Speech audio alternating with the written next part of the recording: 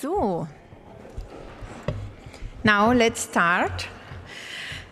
Meine sehr verehrten Damen und Herren, liebe Freundinnen und Freunde, sehr geehrte Christina Gerasimov,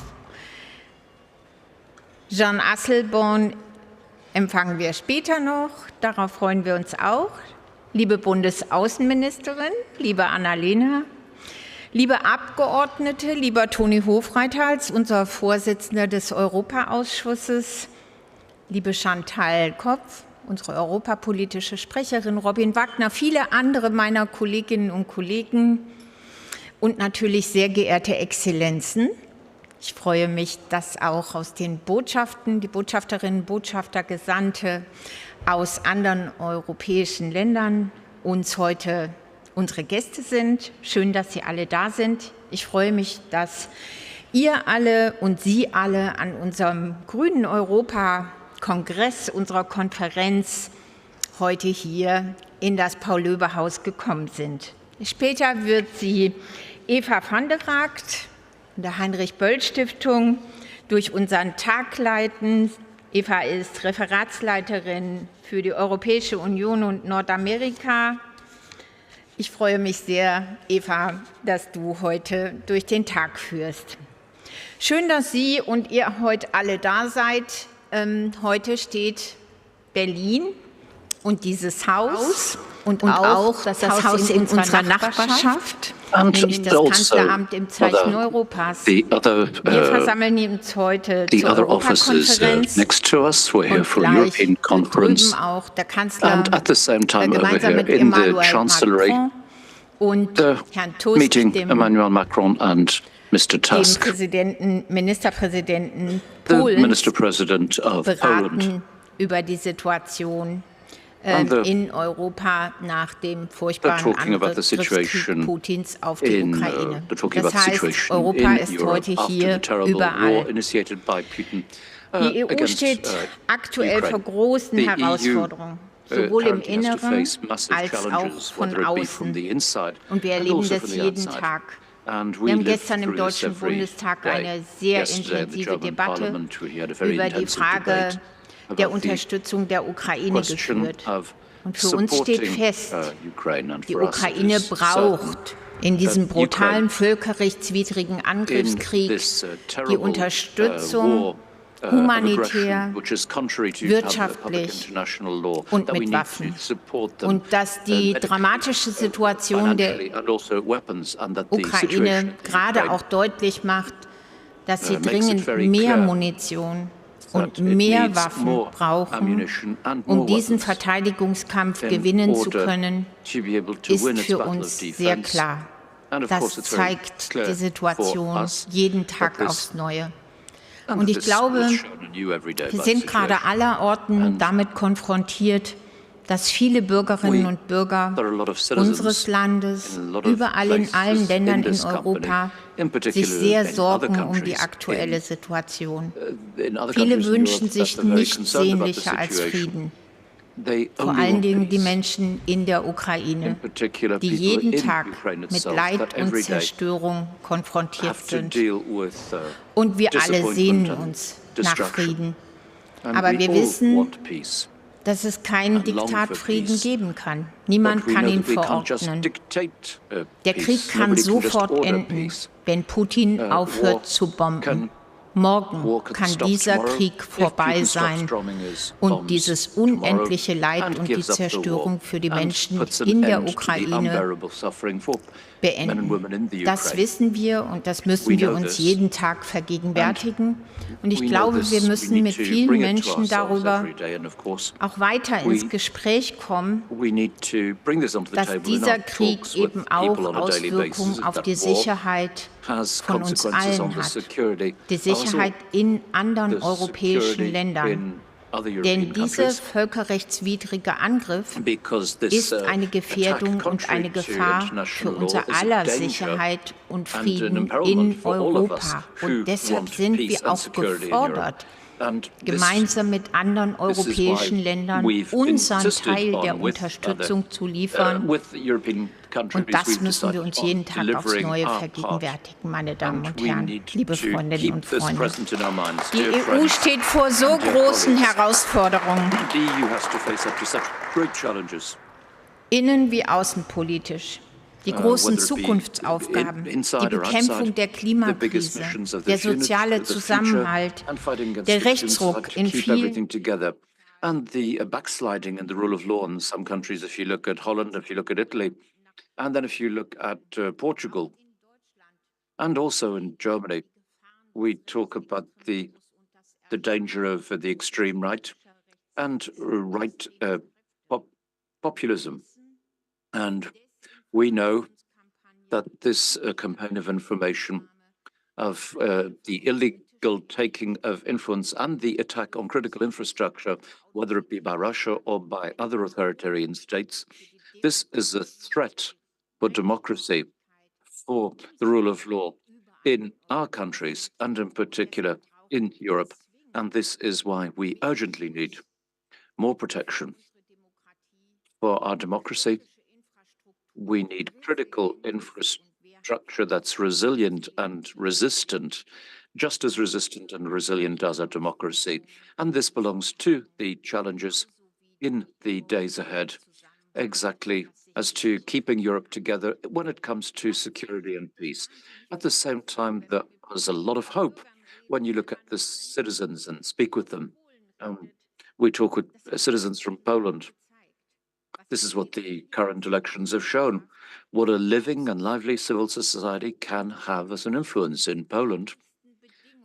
It was under the most dreadful conditions of restriction of the freedom of the press and attacks and changes of the structures of the rule of law. And they still succeeded in creating such a movement out of a lot of alliances and to make sure that they could further and foster the idea of the rule of law and democracy. And they did this through the election ballot boxes. And this is wonderful because this shows how strong, how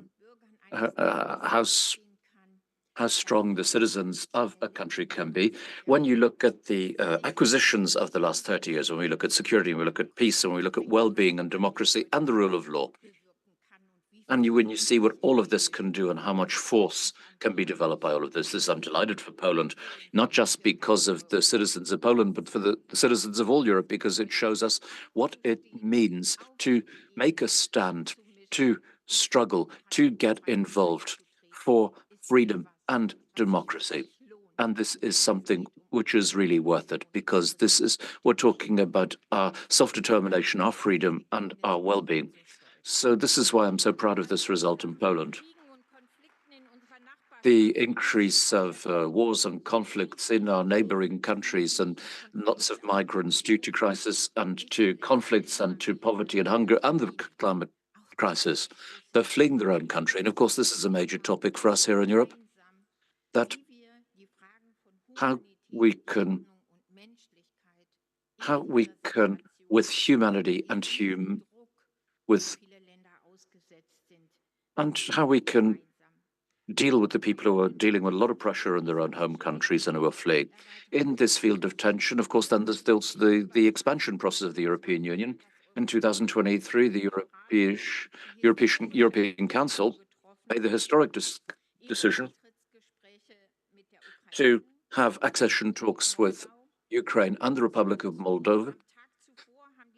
And the day before that, the heads of government and state of the EU have acknowledged clearly the perspective of a membership, future accession of the West Balkans in the EU, and to accelerate the accession process. The EU Commission this week has set up accession talks with, or recommended accession talks with Bosnia-Herzegovina, and maybe the door will be open finally for accession talks. I think this would be a wonderful signal. One thing is clear: in order to successfully integrate new member states, and to strengthen the maneuvering capacity of the EU, we've got to extend and deepen the relationships. This has got to go hand in hand. And when you remember what happened in the EU, we've always said that we had to continually work to foster and strengthen democracy and the rule of law, and to insist on the enforceability of this, because this is to protect the community. With the current ideas for the reform of the EU, of which we're going to speak today with our experts in depth and to explore possible avenues of solutions, this is the role of our Parliament in the member states, like in the European Parliament, and as the central chamber of our European democracy. This is of central importance, and we need a geostrategic investment in peace and security and stability and well-being, prosperity in Europe. And this is why it's so important that it succeeds. I'm delighted to have the keynote of Christine Krasinov, the person who's going to speak after me. It's an honor to greet her here today. You are the Vice Prime Minister of Maldives, Deputy Prime Minister of the Republic of Moldova, and you're here for the very exciting discussion here today. And of course, I'm delighted that we can open the conference with you today. Then Annalena Baerbock is going to talk to us, and I'm also very happy about that as well. And so once again, thank you to my colleague parliamentarians and the people who've been working on this for weeks and months and making this event possible and successful. And of course to you, the guests who've come to talk to us with the Green Party Bundes 90. And it's wonderful that we were able to meet here today in a place that's so significant for Europe and to be able to talk. Thank you very much.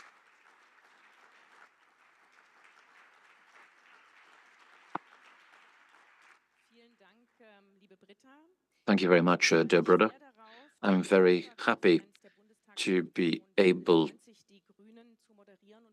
happy to moderate this conference by the Greens Bundes 90, and so I welcome you all here today. So I'm going to work on how the EU can be made capable for accession, and what reforms and extension and expansion can go hand in hand together. And the question about the form of how we need answers and suggestions for expansion.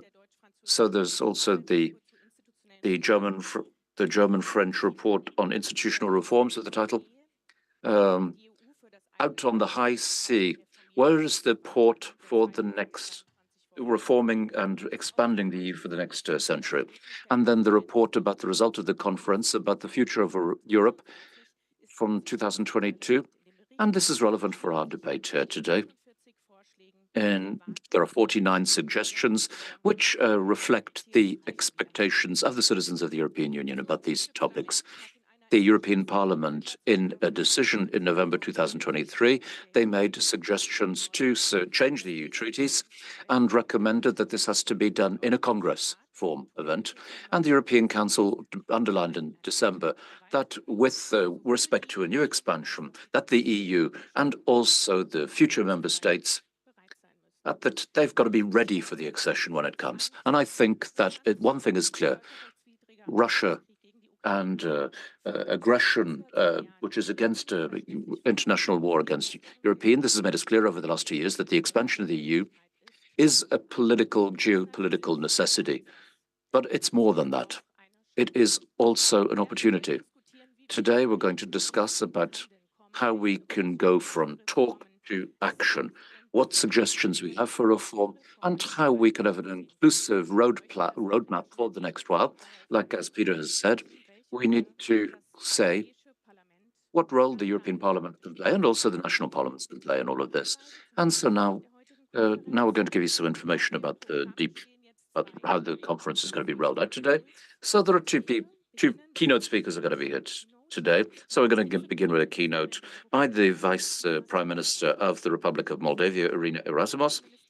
And and then afterwards by the German foreign minister and member of the German parliament, who's Annalena Baerbock, who is going to have the German perspective and European perspective here today. After these two contributions, we're going to use them as inspiration for a workshop with 3 parallel workshops, and after the workshops and a coffee break, we're going to meet again to summarize the results and then have a end round of discussion. So now, to get into the nitty-gritty straight away, you have to answer 3 questions, and you can see the QR codes. And I just wanted to, if you can photograph this QR code so that you can make them clear. I would just like to say that the conference is interpreted simultaneously German and English, and please leave your behind. So we've got an English and a German live stream, and so today I'm very happy to welcome the participants who are here and who joined us online. For the press, another bit of information here. There's also a press corner. If you've got questions, please go to our colleagues who are over there. Now, I hope that you have photographed and scanned the QR code. Now we've come to the first question. The first question is, you've got 6 possibilities. You've got education and science, media, politics, economics, civil society, or miscellaneous. And so I can see you voting here, and the result is going to be here. And you can see from which background you come. Most are coming from politics, political sector. You've got some people from the civil society, and education and science. And let's go to the next question. When you talk about reforms, of course, we're talking about EU institutional reform, but also what reforms in which policy areas would. And sorry, that's the third one. I've made a mistake. So let's go back to the second question. So which declaration is the most appropriate for you? The first answer is the expansion of the EU should be able to happen without reforms. The second, without an amendment of the EU treaties, we can't have any more expansion. And reform and expansion are 2 sides of the same coin.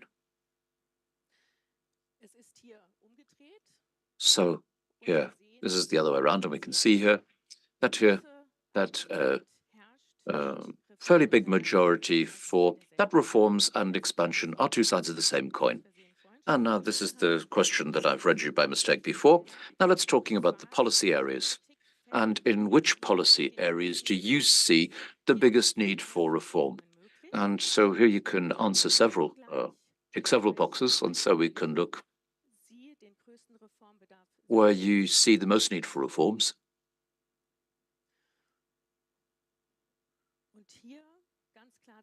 And here, easy to recognize, foreign security and defense policy, followed by democracy and the rule of law, and asylum and migration policy. So thank you very much for your participation. Now I would like to invite the Deputy Prime Minister, Mrs. Gerasimov. I'd like to ask her to come up on the stage. You're responsible for the European integration in your country. Amber has already said that the European Council said in December 2023, they started to talk about accession talks with Moldavia and with the Ukraine. And so we're happy to hear about your thoughts now from your perspective out of what are the perspectives from Moldova and what's from central significance from the Moldavian point of view. You've got the floor now.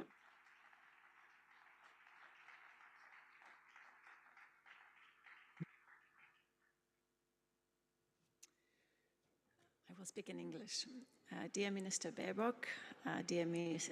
Hasselmann, dear Ms. Brugger, distinguished guest, ladies and gentlemen, thank you for the invitation to participate in this important discussion for the future of Europe and to speak to this distinguished audience. I would like to start by saying thank you. Thank you for your support. Thank you for your generous assistance. Thank you for your friendship.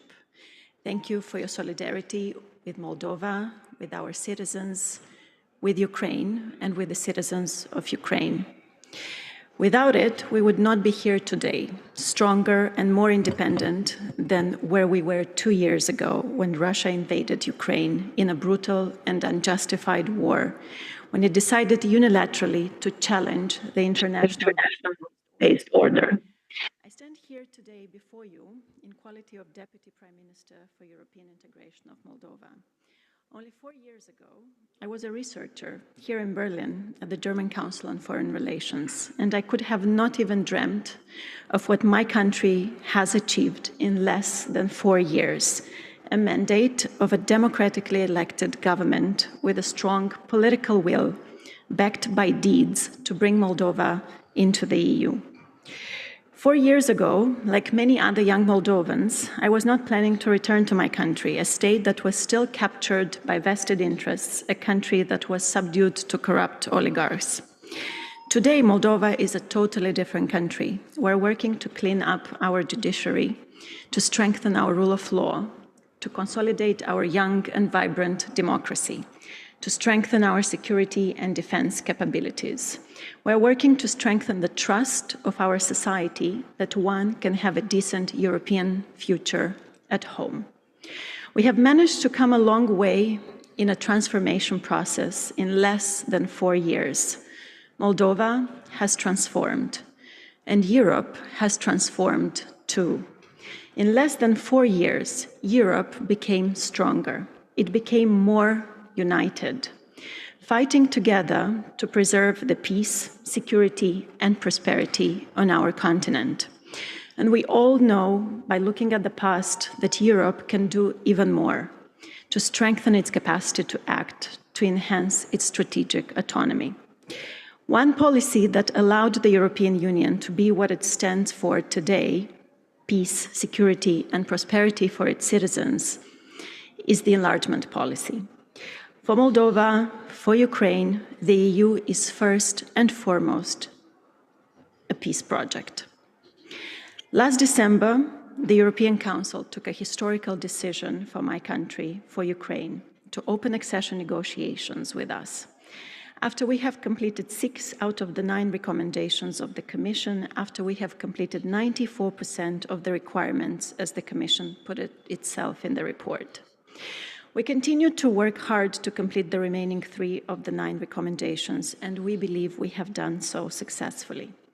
On de-oligarchization, we were asked to undertake further steps, including through relevant regulations such as on cash payments reduction and on financial flows, and we did it. On anti-corruption, we were asked to assign adequate resources and structures to the Anti-Corruption Prosecutor's Office in Moldova, and we did it.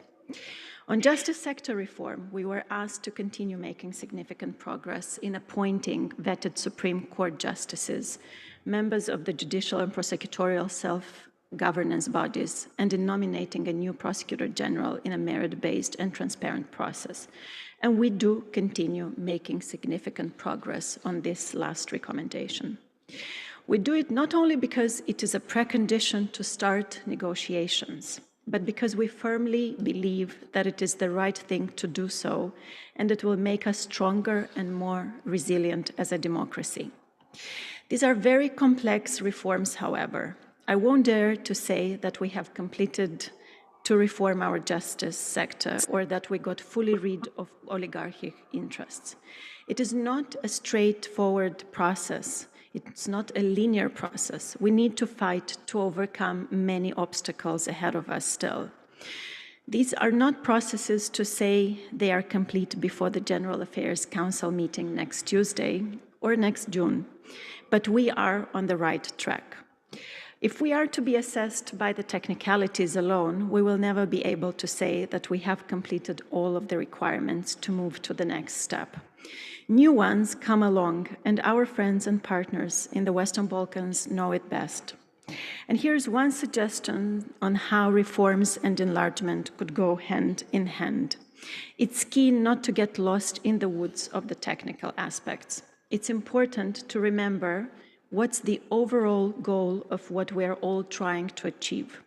We're creating stronger democracies, and we are creating a stronger community of European states that in order to be able to act, need to act together. We have complicated so much the technicalities of the enlargement process that we sometimes forget why we do it in the first place, to secure a more peaceful and a more prosperous living for our citizens. If in less than 4 years Moldova could go such a long way in reforming itself, I believe the EU can do the same. The EU has proven it numerous times in the past already, most recent with the COVID pandemic, with the mobilization of support for Ukraine in record time during the last 2 years alone. The strength of the European Union is when all member states speak with one single voice. The strength of the European Union lies in its unity. To be able to deal with the challenges of today and the challenges of tomorrow, the European Union needs to continue to change, and faster. And it seems to me that the core question today is how to do it. How to get ready for further enlargement while strengthening the EU's capacity to act, protecting the rule of law at the same time, consolidating democracy, and preserving the respect for our fundamental rights and freedoms. These are not easy questions, and most of them do not have a straightforward answer. That's why discussions like the ones today are so important. For us in Moldova, enlargement means integrating gradually in the EU while not yet being a full-fledged member. It means having access to the tools and programs of the EU that would familiarize and socialize our people, our institutions, with the processes even before we become members. It means access to the single market. It means participation in the EU joint gas purchasing mechanism. It means participation in the strategic and political discussions on new EU security strategies, participating in PESCO and new defense industry initiatives at the EU level. It means becoming a full member of the Transferred Community Treaty. It means joining Single European Payments Area. It means sustainable and predictable assistance via European Peace Facility. It means participating in more EU operations in order to contribute to peace and stability across the world. This gradual integration would give us the tools to accelerate reforms at home.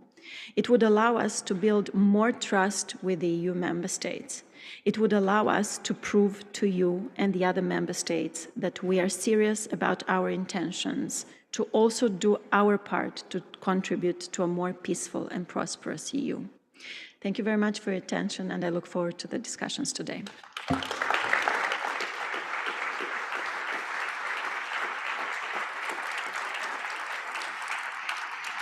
Vielen herzlichen Dank, Frau Vizepremierministerin. Thank you very much, Deputy Prime Minister. You've already given us some thoughts for the coming discussion. I'm so very happy to have the European political speech now from Annalena Baerbock, our Foreign Minister and also Member of the Parliament.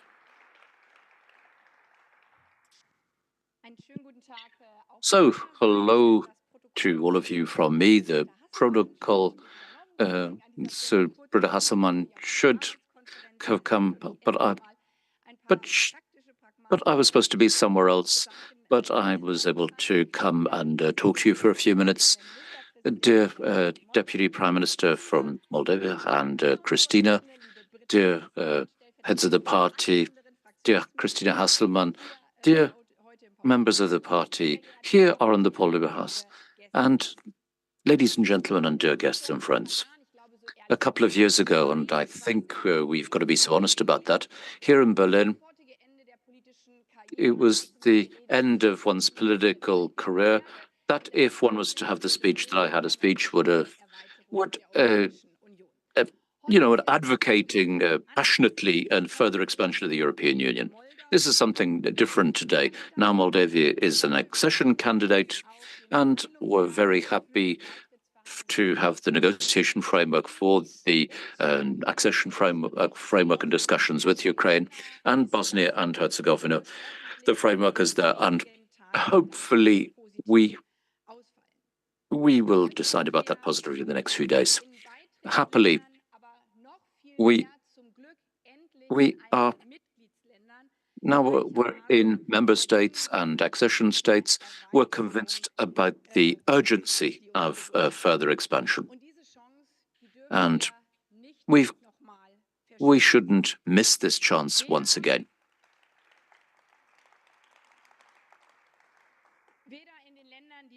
neither in the countries that have been a candidate for a long time, or in the Ukraine, Moldavia, Georgia, and not here.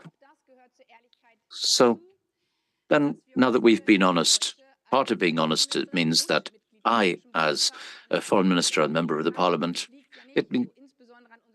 this is due to our acknowledgement, but also one of the reasons for this one the same, that Russia's war has shown us clearly that here in Europa, that we can't afford any more grey zones. The grey zones for Russia are an invitation to intervention, to destabilization, and sort of like we're not just talking about drawing lines on maps, but implementing these lines and trying to regain influence in Ukraine, and in particular the Ukrainian citizens. We must acknowledge every day, every minute of every day, that Russia is not just limiting itself to the hybrid form of war, but is also invading.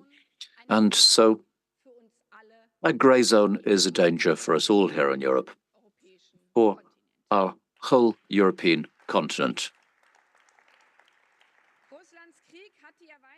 Russia's war has made the further expansion of the European Union to a geopolitical necessity. On the other side, if we go into it straight away, we will make ourselves all safer. So at the very beginning of this dreadful Russian war of aggression, not just we didn't just give them humanitarian and military resources as support, but as the new foreign minister, that the mistake that we made as Germans in the past with you is that we were always based on the principle of hope, and then that we would hope that one day eyes and ears would open one day. This cannot happen to us again. We can't afford it. And it was important to me that aside to our support from the Ukraine, we also had to be simultaneously having a support for your country, you dear Christine, also for Moldova. And so we would like to break down the framework, but we need to keep remembering these days, because we can see what Putin has done at the beginning of this war. He's doing it again. And we've got to do exactly the same thing that we've done at the beginning. We've got to stand firmly on the side of our European neighbors and friends, the Baltic states, Moldova, Georgia, and all the other countries involved. And then we've also seen in your country what Putin is trying to do.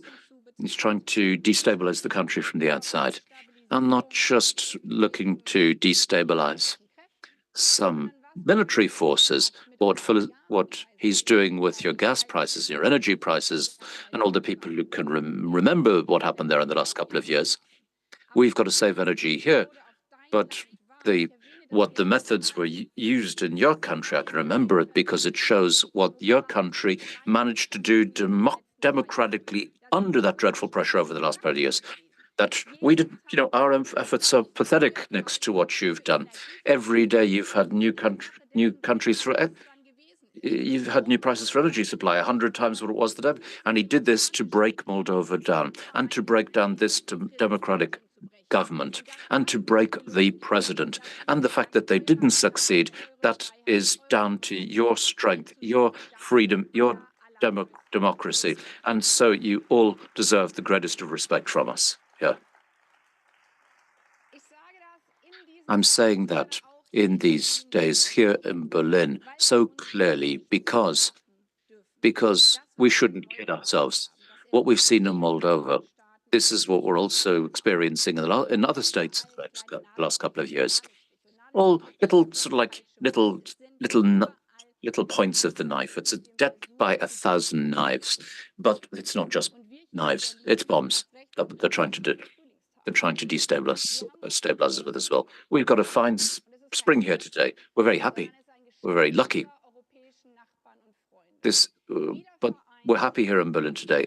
We're reunificated in the heart of Europe, and that is a present from our European neighbors that we could live here in peace today, reunified today. And this, we also have our Eastern neighbors to thank for this.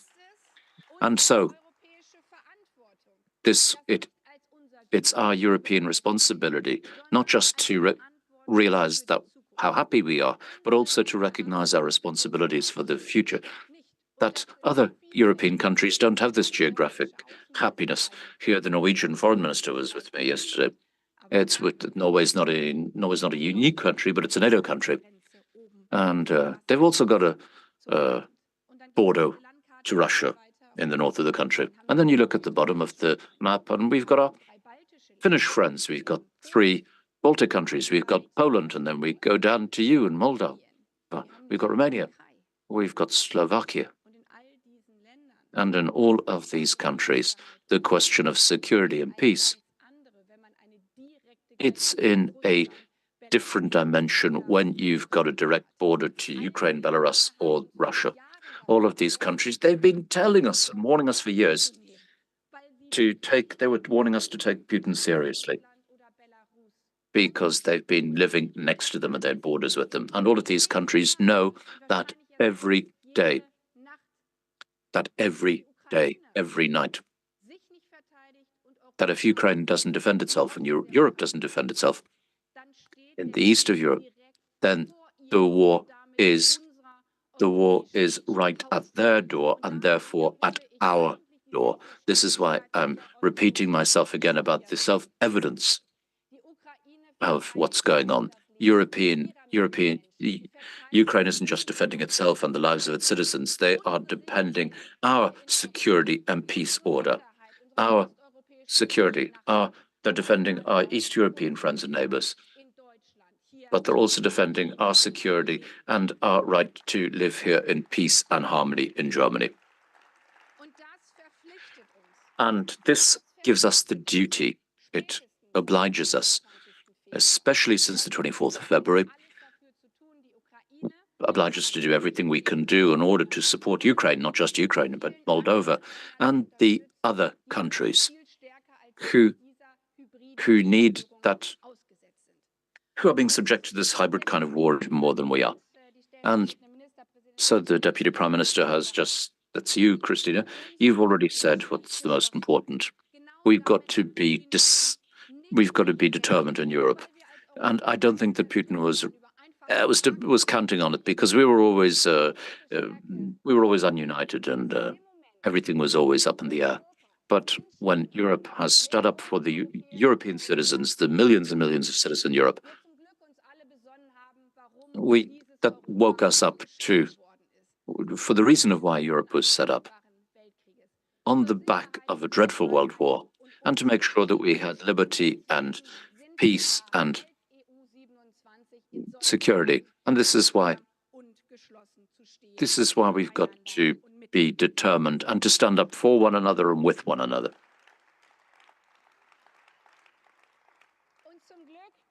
And luckily, and we can do a lot of these things for these countries. We can do one simple thing: expand the European Union. So we don't need massive budgets for this, for defense. We need a clear political behavior and clear guidelines. And we've got to do what we unfortunately haven't done in the last 20 years within the EU. We've got to walk the walk now that we've talked the talk for the last 20 years. We've got to be serious. If only we haven't just lost the trust of a whole generation in the Balkans, but that we've left space for Putin and his friends to generate a whole anti-European and anti-EU atmosphere and to play on that. And we've got to stop this. We've got to change it. So then, just to remind you, but who hasn't been born in Berlin but in the West Balkans? Somebody's born and the parents thought it was wonderful. In 2003, there was a promise from the Europeans that your children would be able to grow up in the European Union. Then 20 years later, a lot of these children have grown up, obviously, in the last few. They've started to work, and they've said clearly, if Europe doesn't come to us, then we'll come to Europe. And some of the most observed debates about that in the last while is the fact that we didn't keep our promises as Europeans. Christina, you've just said it clearly. Because there was no possibility to do things together with the European Union and your country, to get involved in the rule of law and democracy, and to get involved to stand up for democratic strength with the backwind of the European integration process. And this is why you're here today, and a lot of ambassadors are here today.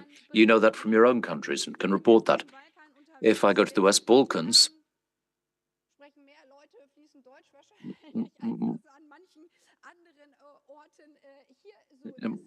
more people speak, good German, because every one of them have been to Germany. They all heard the promise that they'd be part of the European Union soon, and nothing happened from it. And this is why this is important for us now, not just for geopolitical responsibility, but also our word that we've given. We've got to implement the expansion process urgently, quickly, now. So there's going to be European elections this week, Europe that we can trust, and Europe that can. So now there's going to be a roadmap for concrete reforms. So now the European Council has set this up, and we've got to roll it out. Now, I would like to, as an impulse for the discussion, I'd just like to say a couple of things, a couple of key slogans where we really need to work. For me, for us, it's extremely clear that a union cannot just be bigger, it's got to be stronger, because otherwise it's not going to work on its own. So then that's why it's obvious that with 35 members, we just can't continue unanimity as the principle for making decisions. Otherwise, it just wouldn't be workable anymore. That it also counts for. We've seen it in the survey. This is also for foreign and security policy. We can't keep going ahead with the handbrake full on if we want to make decisions very quickly. So we've got to have the qualified majority for security and for foreign policy. And I think this is very important, because we've talked about things for far too long about whether it's a big constitutional Congress, and then we were wondering whether it's possible in this time frame of mind or not. So we were talking about, instead of talking about constitutional reform at the beginning, we should just do what already works. So when we're looking at sanction regimes, which was central for Russian sanctions, but we've already seen it for sanction regimes against Iran, but also with respect to what Hamas is doing in Israel, in particular against women. So we should use this possibility. So we've decided on a sanction regime that we don't need unanimity for this anymore. We need to get rid of it. And so maybe we could. No, we don't just change. This is the treaties. The treaties allow this at the moment. We don't just need to fiddle with commas and with sentences.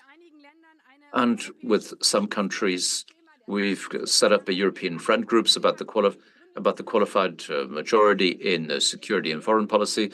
It's a little, nobody understands what we mean by that, in which we said we could make it self-obligatory without changing the treaties. We could have yellow cards that if we could give the yellow card to a country who's affected in their own security and political interests, and say, okay, we're holding the yellow card up, we're not going to block We're not going to block the process, but we just want to make sure that you're aware of our national specificities. I'd just like to say this is very important with us. In Germany, we've always had the attitude that when our interests are affected, then of course, I'll just say it happily, because otherwise some of the best, because otherwise we'd avoided making bad decisions in the past, but we can understand the concerns of smaller countries, but you can see big countries can be voted, we can vote behind them. We want to make sure that we can avoid vetoes and prevent vetoes, in particular with respect to foreign policy. There have to be areas where countries say, we're not going along with this, but the others can go ahead. And I think that the EPF is a wonderful example of how flexible you can use instruments where there are countries, like with the European peace facilities, when they say that they're saying, we're not giving you any military help, but we're being part of the procedure. We're not going to block the whole thing. We want to make sure that it happens together. At the same time, for me, with these decisions, it's important, this is what Christina has said as well, that it's not, the expansion isn't just geopolitical, politically necessary, but that doesn't mean that we're going on a blank check, because this is playing into the hands of people who want to damage Europe. If we want to continue with the expansion process and make sure it goes fast, then it's a strengthening of the rule of law and democracy. So to have the idea, okay, with some rule of, then we sort of like, we make exceptions. Of course, this plays into people who do not stand for the European Union. The European Union was grounded and founded to make sure that there's a union on peace and security and law. And this is why I think that it's so important that we follow the recommendations of the European Parliament that made it very clear last March that paying financial, that you have to make it much more conditional on the compliance with European standards. Otherwise, they don't get the money. We've seen that it's very important for democratic forces in the various existing European member states.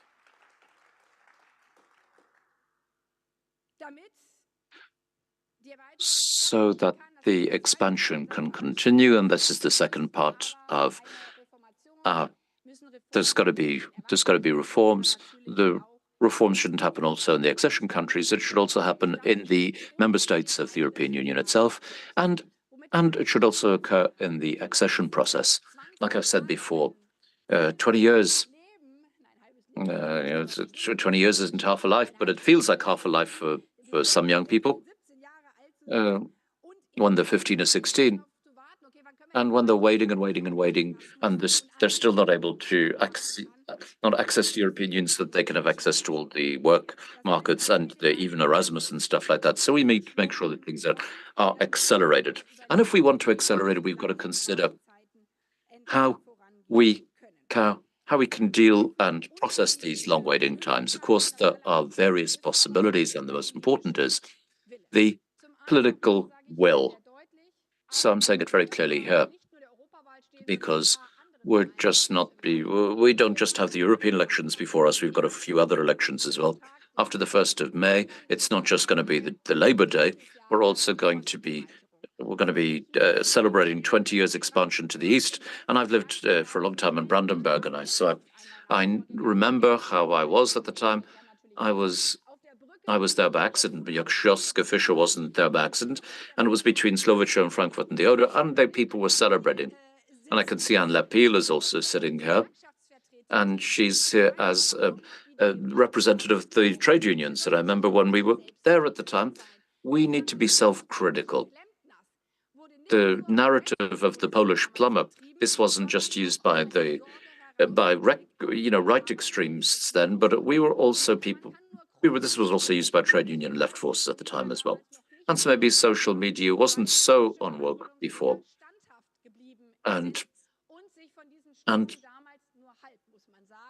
people kept them, the opening of the work markets came a little afterwards, but they kind of let themselves go along with a lot of these discourse at the time. And luckily now we can finally celebrate 20 years of the expansion to the east, in particular at the time of elections, that we don't give into populism and to extremism. We've just got to get ahead and do things. Why am I saying this?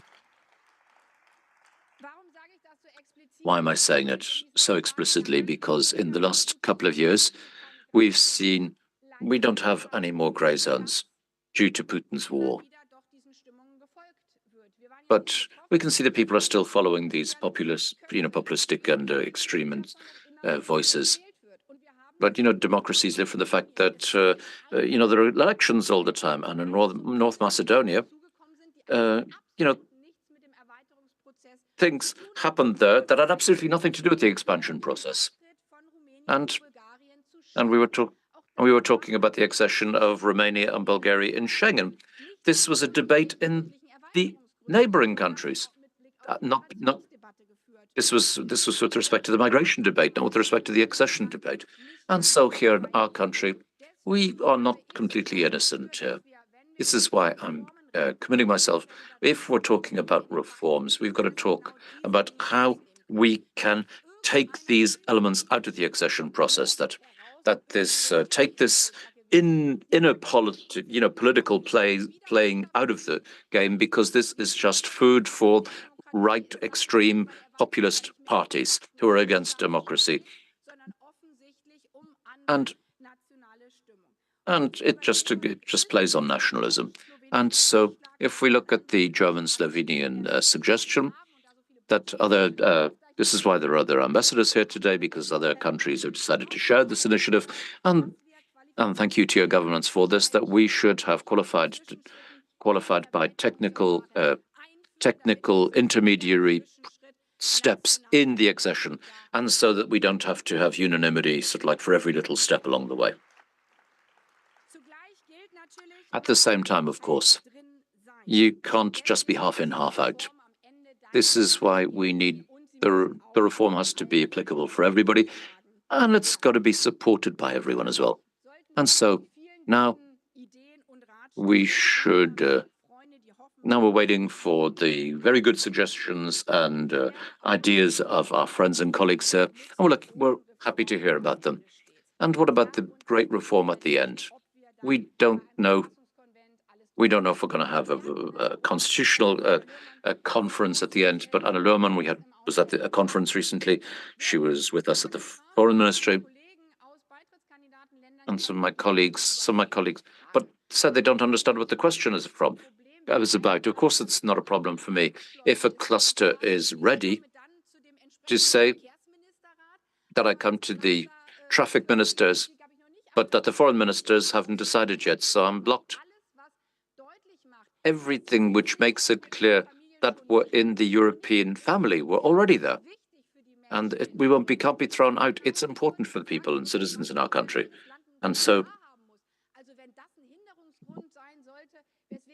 if there's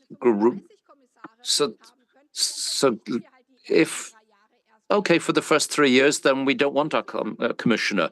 If we've got to be pragmatic, I think we've got to be ready to give things up here. And our member states have got to be contributors to the reform process. It's not just we've got to think outside the box and contribute to the process, because we're not ready with our reforms. Whereas, you have. And we can't afford to be in this position anymore. And not just with respect to grey zones or autocratic forces or right-wing populists. We've got to look at our youth. This European election is very important, not just because there are 350 million Europeans who are going to the ballot boxes and pick the European Parliament, but there are also a lot of 16 and 17-year-olds for the first time who are going to vote in Germany for the first time. Europe has also shown young people in Germany that it's a pioneer, that you because you can manage to vote in the European elections younger than you can in the German national elections, and because social media, has made the world a lot faster again.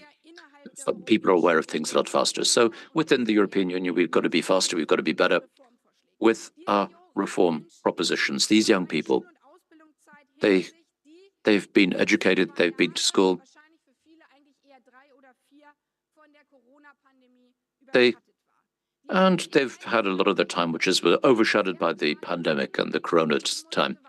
And so now they've had to learn for the first time what war means, but that the parents, us, we've got to think things anew. And so, of course, it's a new generation that's precious, because we wouldn't have thought this in Berlin 10 years ago, that a generation that doesn't take peace for granted, but realizes that the best insurance policy for its way of life is the European Union. And this European youth identifies itself, 80% identifies with Europe, and we hadn't had these numbers for decades, and we've got to continue to. We can't afford to mess this up again. This is why it's so important that in this hectic time of the European elections, we shouldn't play into the hands of right-wing and populism and division and racism and anti-European sentiment. We shouldn't just let them away with it. We've got to stick to the essentials and stand together for our European Union and values against fake news.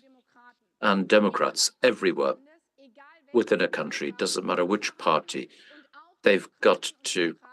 Democrats between European countries have got to stand up for this, because it's got to be very clear that Russia is going to try to influence these European elections and to see how far they can get with manipulations and fake news to try use hybrid destabilization methods. And we must show that we haven't just learned things in the last couple of years, that we will continue to jointly support Ukraine. But we can do the most simple thing that humans in democracies can actually do as Democrats. When one is attacked as a Democrat, that means that if a person stands for freedom, for peace, for humanity, then we should all stand up with them. It doesn't matter which party we belong to. Thank you very much.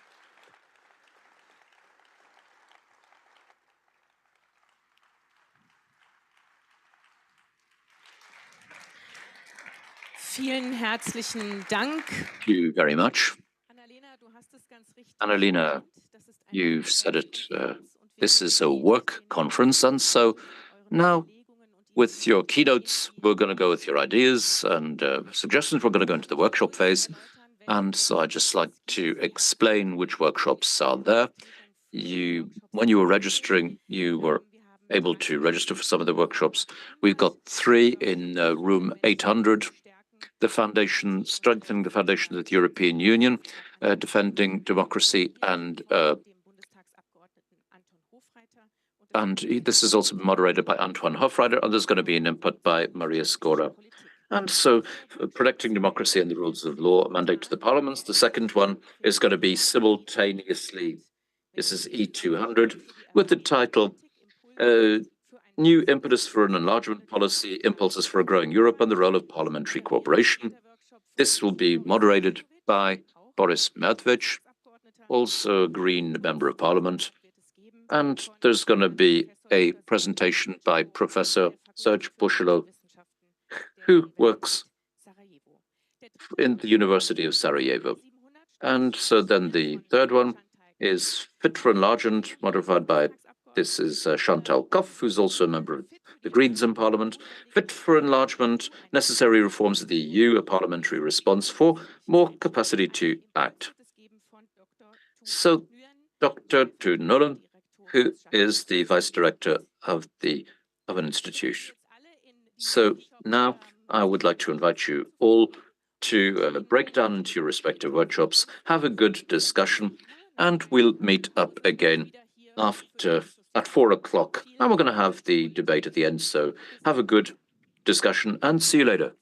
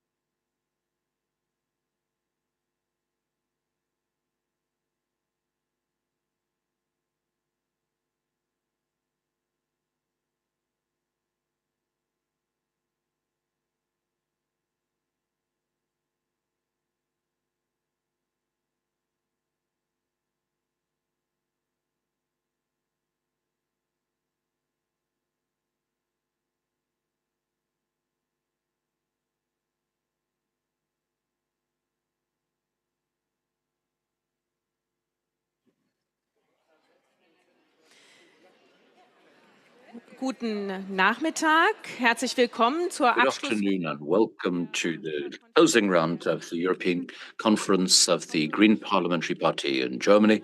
I hope that you had inspiring workshops, and in an inspiring workshop phase, we're now going to give you the results of the workshop discussions. And so I would like Chantal Kopf, who's the Speaker for European Policy of the Green Party in Germany, to the stage. So Chantal, we're looking forward to your intervention now on the results of the workshops.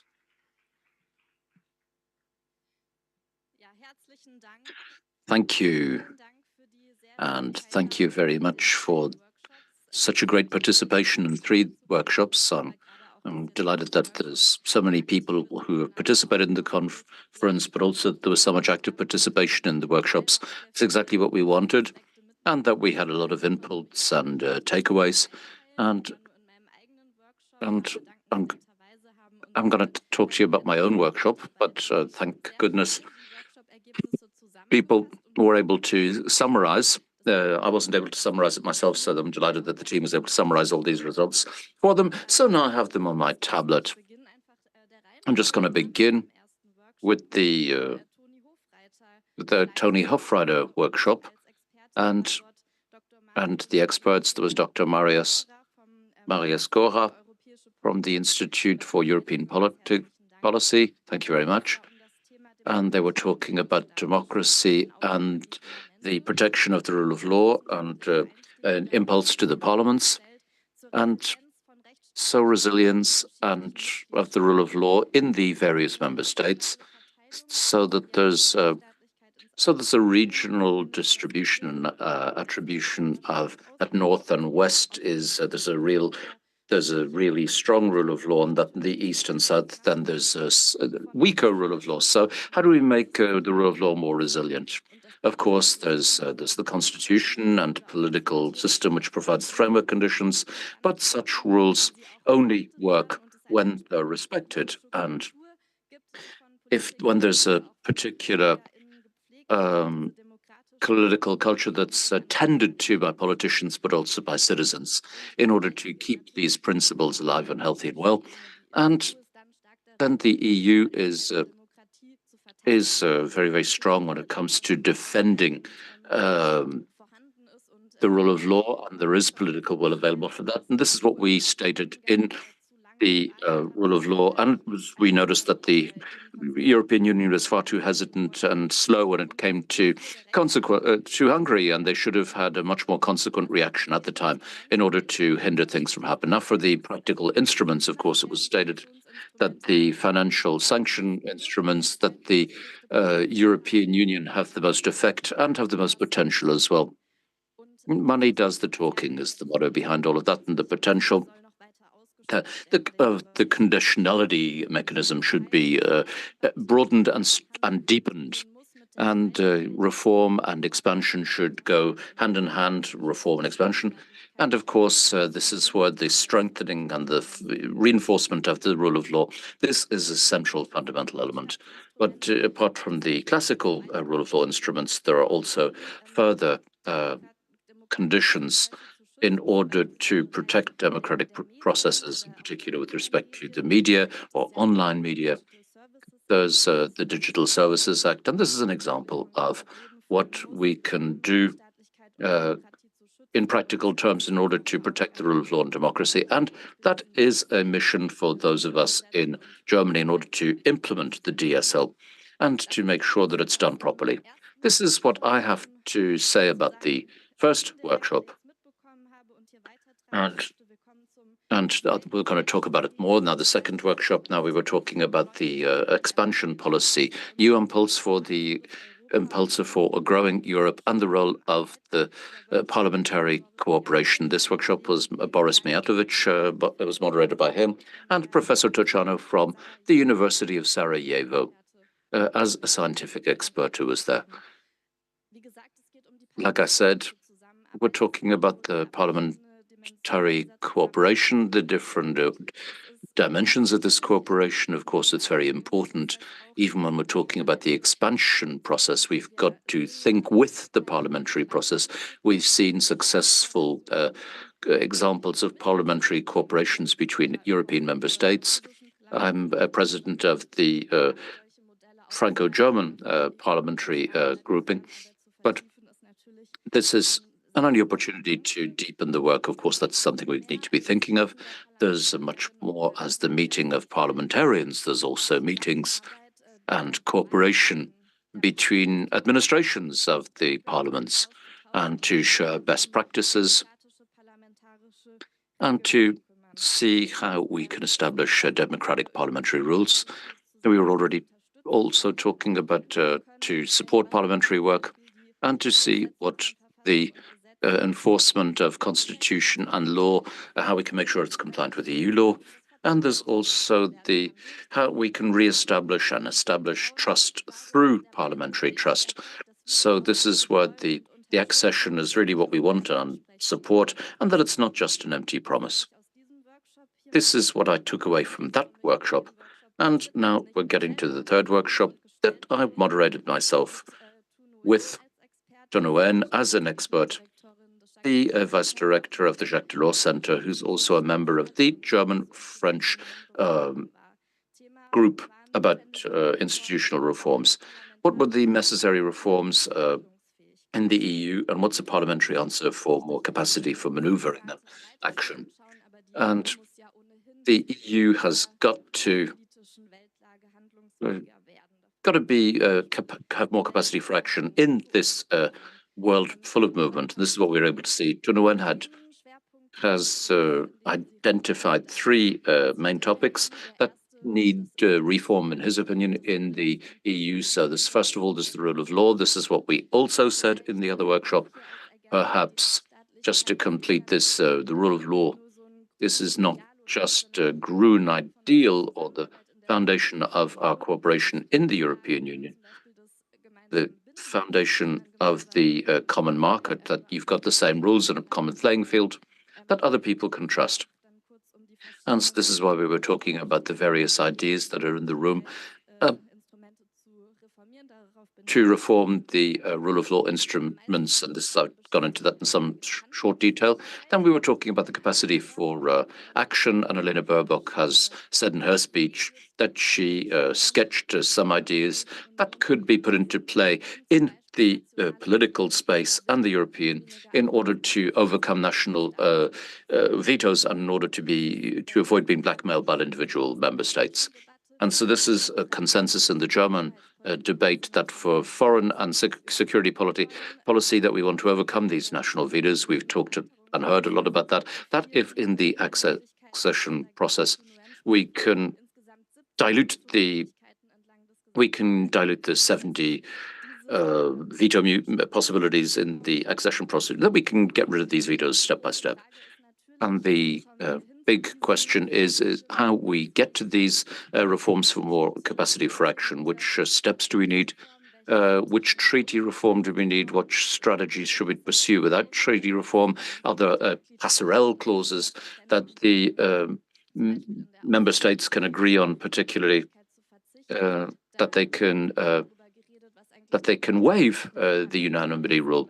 And we can see what the role of the parliament is. When you look at the German parliament, has the claim and the right to help to forge and shape these reforms, that they can give maybe, sort of like apart from military missions, that sometimes you can give the right to have political passerelle clauses.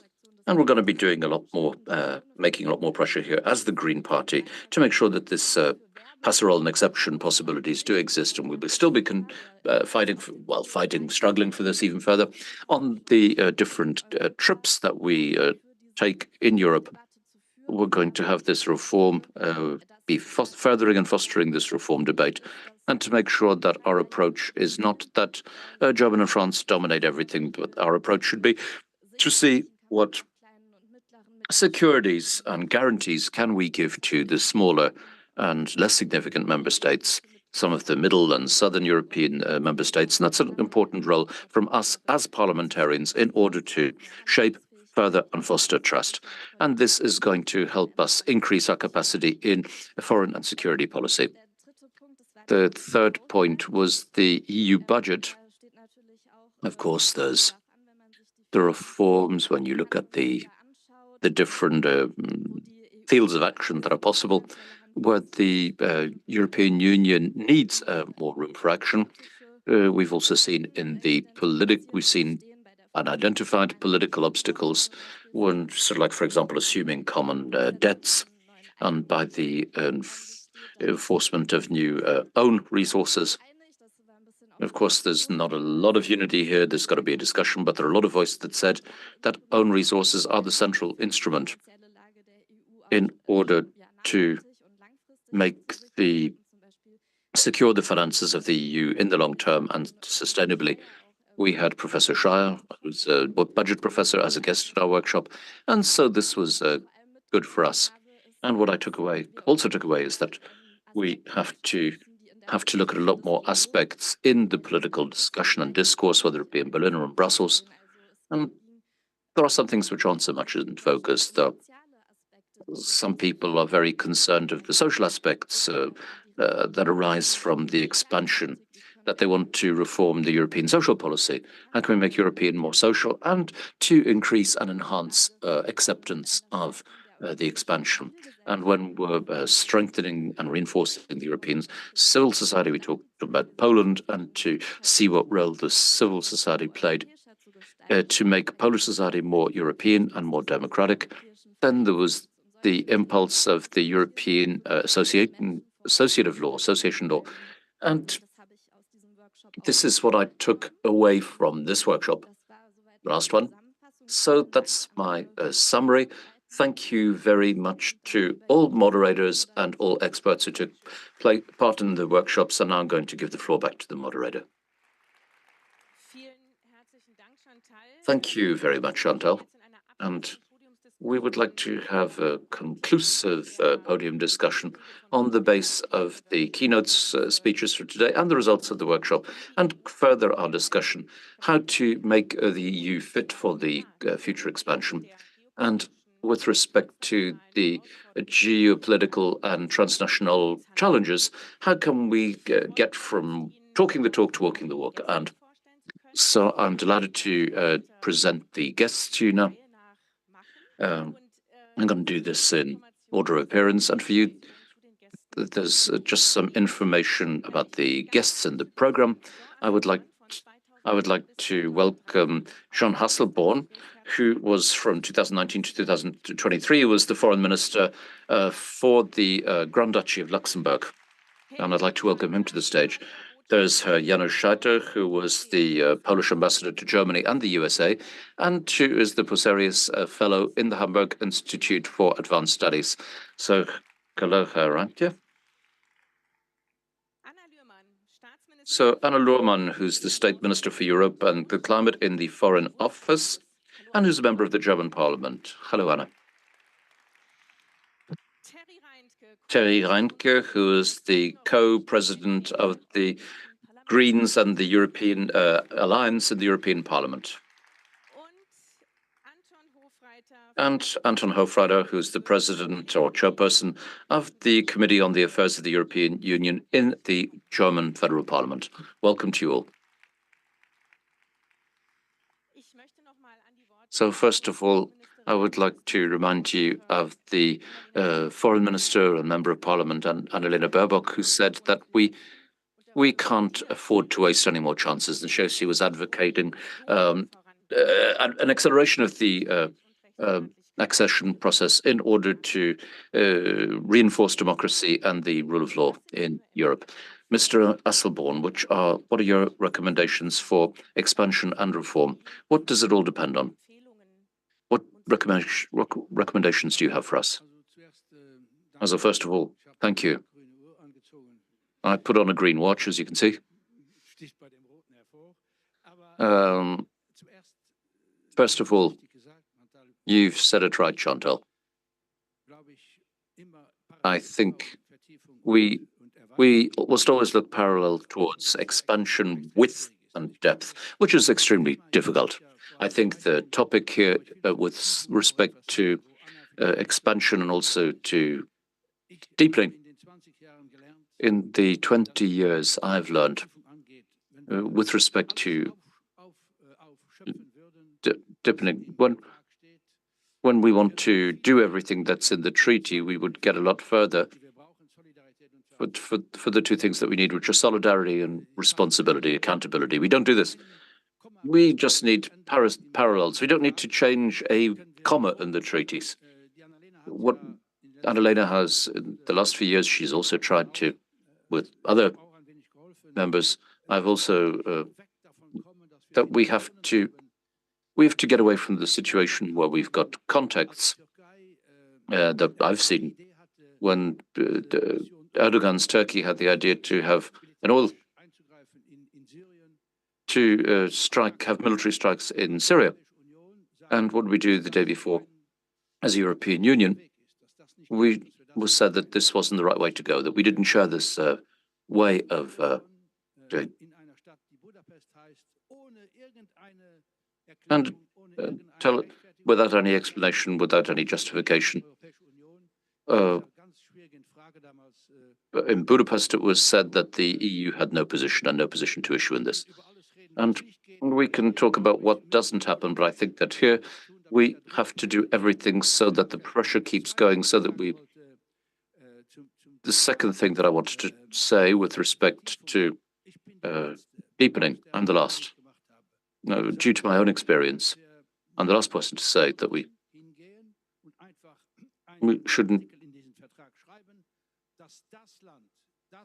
shouldn't write an article that country or the member state that doesn't really take Article 2 seriously, that negotiates against what they've done as a member of the European Union, that they shouldn't have a member.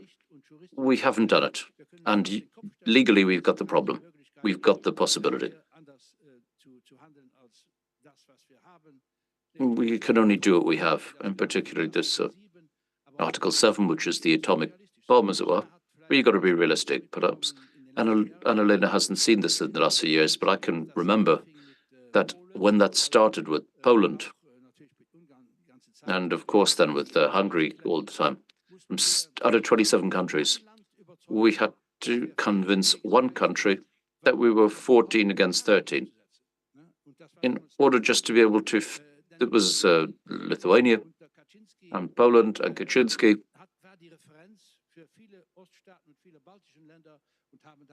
And she made pressure on the Baltic states and they blocked things. What do we expect here in 2005? I was a younger person then, and we had the presidency.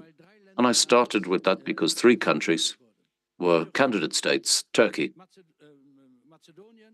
Macedonia, and Croatia. Croatia is the only country that got through, and they were admitted to the European Union in 2013. But I think you've got to look at Croatia. You've got to make sure that we help them, and the Prime Minister, that we've got to make it clear that the rules have to be followed in Croatia as well. The other example is Macedonia. Now it's still called Macedonia. No country in Europe has changed its name in order. This is a waste. This is a waste. That's our responsibility as the European Union. When everything was settled with Greece about the name, we said, okay, this country can get in, because it didn't get in because there's always some fight or other where we're talking about languages. Bulgaria blocks it. And so we haven't managed to get a country that really is very positive about Europe and that we need, and it would have been a sign for the whole Balkans. And we didn't manage to get Macedonia, and then there's Turkey. Just a word. This was in 2004, then in December. This was the European Council. There were 25 member states, unanimous. That means that Cyprus and Greece thought that we should give Turkey a chance. Abdullah Gül was the foreign minister, a very sensitive person and a good politician. Erdogan was prime minister. They went out, they came back in. Erdogan came back in and said, that doesn't mean that Ankara Protocol is going to be accepted. The Ankara Protocol was quite simply that Cyprus belongs to the European Union and recognized as member of the European Union. So this was the first European Council when I was there, when I thought that we were carpetbaggers and negotiators. And then there was the October 2005, and we said to Turkey, okay, this is, you know, the expression from Germany, from the privileged partnership. That was a mistake. We should have pulled on the lead straight away from 2011. And then everything that happened in Istanbul was bad. Erdogan, that, you know, sort of like it was clear that he wasn't going to respect the rule of law. And I think that we can't make Turkey an offer without having this debate. As well as there are hundreds and thousands of people who are sitting in prisons in Turkey. And these are people who are involved and who are committed to the rule of law. And the second thing what I wanted to say is that we've made political decisions with respect to we shouldn't have looked at it from an accounting perspective. We should have looked at it from a political perspective. There's Ukraine, Georgia, and there's Moldova. These are political discussion. Without the war from Russia, this wouldn't have happened. This is part of a broader context. We've got to help these countries. We shouldn't say, of course, they've got to fight against corruption. They've got to bring about the reforms. But we've got to help. And then there's the Balkans, just to keep it short. The center of the Balkans is Serbia. There are 7 million people there. And as long as in Serbia, we've got the position that means that 90% of the decisions that are made in Europe with respect to foreign policy, that, you know, Serbia is against them. I don't think we can make any progress with Serbia. The other one, Bosnia-Herzegovina, I know Dudic from my past, and I can tell you that in Bosnia, they're not all like Dudic. There are people from all ethnic backgrounds and from all walks of life who want to make a step towards the European Union. We've got to support all of them. And then there are countries where at the time, everything is blocked. Albania and Montenegro. And from Macedonia, I've talked about them. It's not impossible. The future of Kosovo is linked to Serbia and Kosovo. And for young people, it's not linked to Serbia, it's linked to Brussels. Expansion is important. We are the European Union. We are a peace project. Means we have to bring about reforms, more integration on the inside. And the peace project towards the outside is that we've got to make sure that in our vicinity that there are no wars. And when they do happen, that we can stem the flow. In 2003, Simitis, the commissioner, it was the Greek prime minister who said in the name of the European Union, every of the Balkan countries has the possibility to become a member if all the conditions are fulfilled. I'm sorry I was a bit long, but yeah, but of course then when you've been around for a long time, then you'll have talking for a long time as well. Thank you very much. With this very differentiated perspective, but just a question. What does it mean in your opinion? What reforms do we need? What's central? What reforms should we bring about first? What can we do? Where have we got wiggle room in the European treaties? I'm just going to say it once. In the treaties of the European Union, or the meaning of the treaties, there is also they're built on 2 dimensions. The first is, of course, solidarity. We haven't shown any solidarity.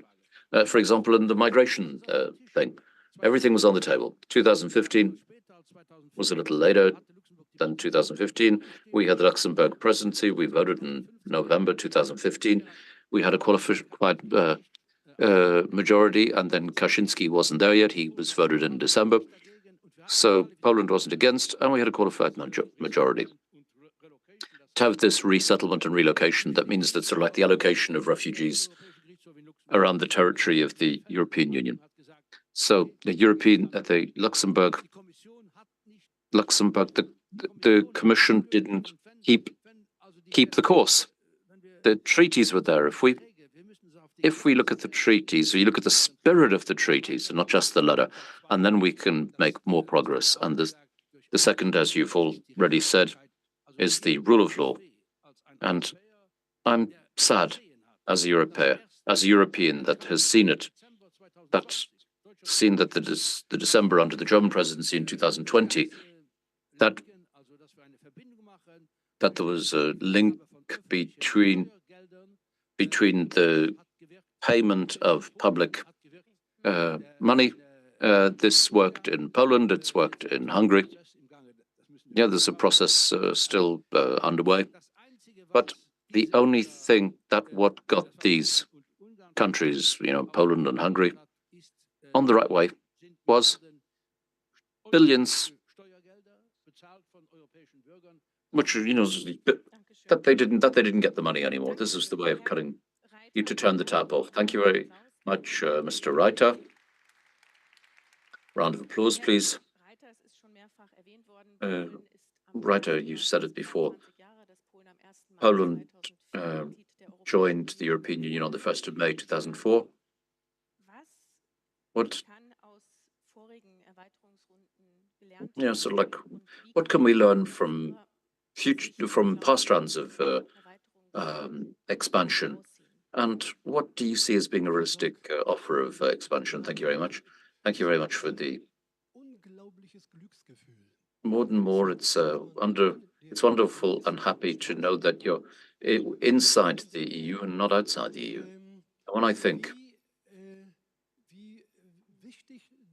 how important the time factor is, especially when you look back,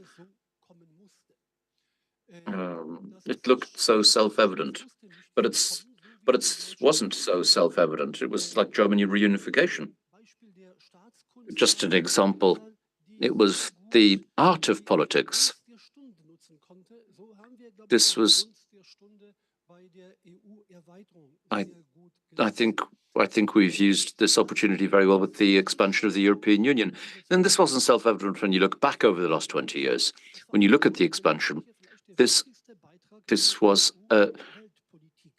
the biggest contribution of the EU to world politics, which, this was a huge contribution at the time, and what's not so obvious now. And before I get to my point, the balance sheet that we've had between the meritocracy, which is inside the European Union, and the strategic thoughts that the European Union is not so unique. What can we learn?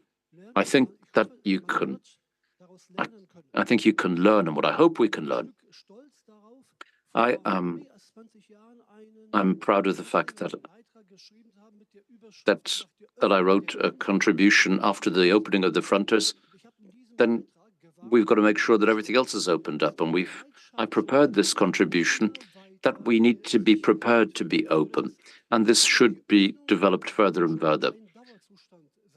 There's that the openness of mind should be a durable state of mind, and it's an avoidance mechanism, that when people get to the point where they say the time of adaptation is gone, now this is the time for decisions, and on both sides, in our countries, but also with the older partner countries within the EU. We've lost the moment where the mood changed, and when people had the sensation that they're not just the new members learning, they're a full member, though they can also contribute to the decision-making process.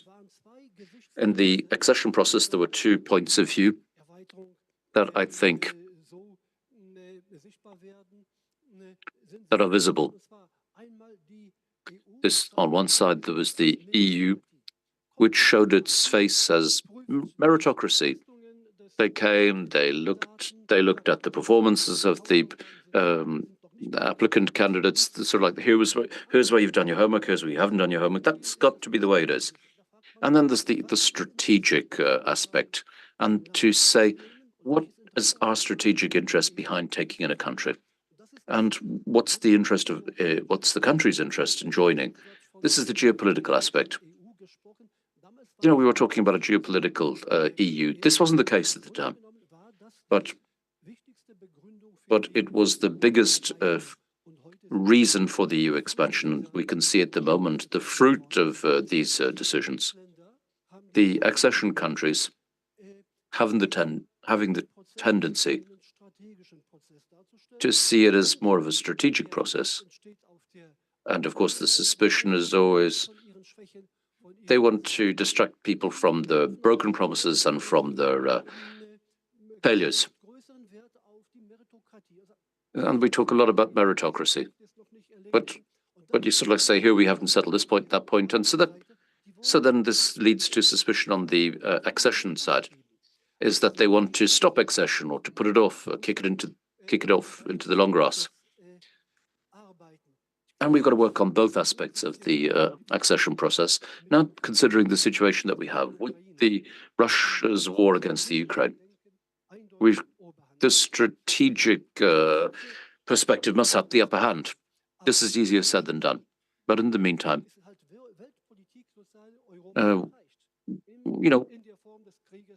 world policy has got to Europe in the form of this war, in the form of the war.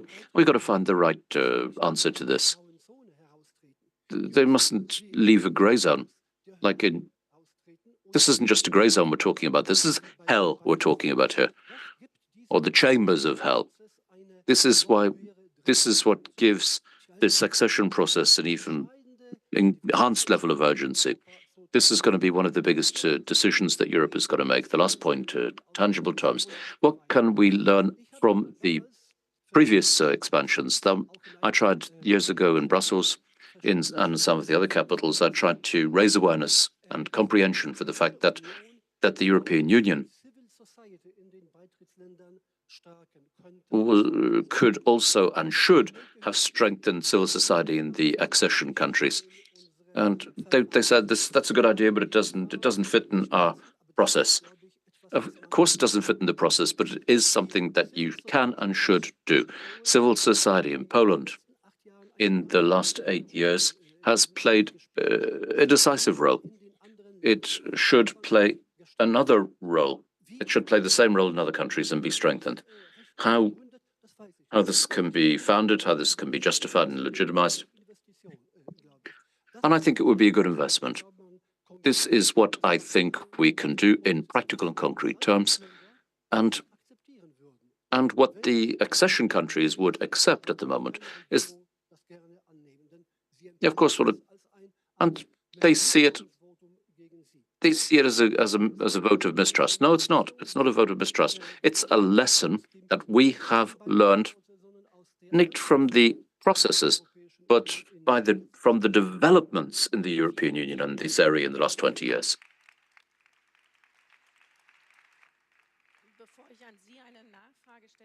Before I ask you a question, I'd just like to inform the public that we would like to have your questions as well. You can scan the QR code and you can say who you want to send the question to, and we can bring the question up to the podium, and we will make sure that it's taken into account. Now, just a question for you, Mr. Reiter. Which priorities do you see for the Polish government when it comes to reforms and expansion? I think that this is a fantastic opportunity to make progress. I think this can only be a good offer. The whole east and northeast part of the European Union has, in my view, has not played an outstanding role. There's a lot of people, a lot of countries who don't want to forge and shape the political discourse. There's even sort of like the Baltic countries, Finland and Sweden, they like being a team player, but they don't have a lot of ambition on the political arena. And this could change thanks to the crisis in the East, and Poland could be the country that can work together well with all groups, with the old leading countries, and can play a role as a leader with the Baltic countries and with the Scandinavian countries. And I think that the most important security is for the European Union, then the northern and eastern member states should play a significant role. But they shouldn't be the ones deciding. They should be able to feel that they can talk and have their voice at the table. And this is that the problems are on the East, and the approaches for solutions are not in the East. They have to be formulated there in the East. And for the moment, I don't see. This is where I see a good chance and opportunity for the Polish country and government.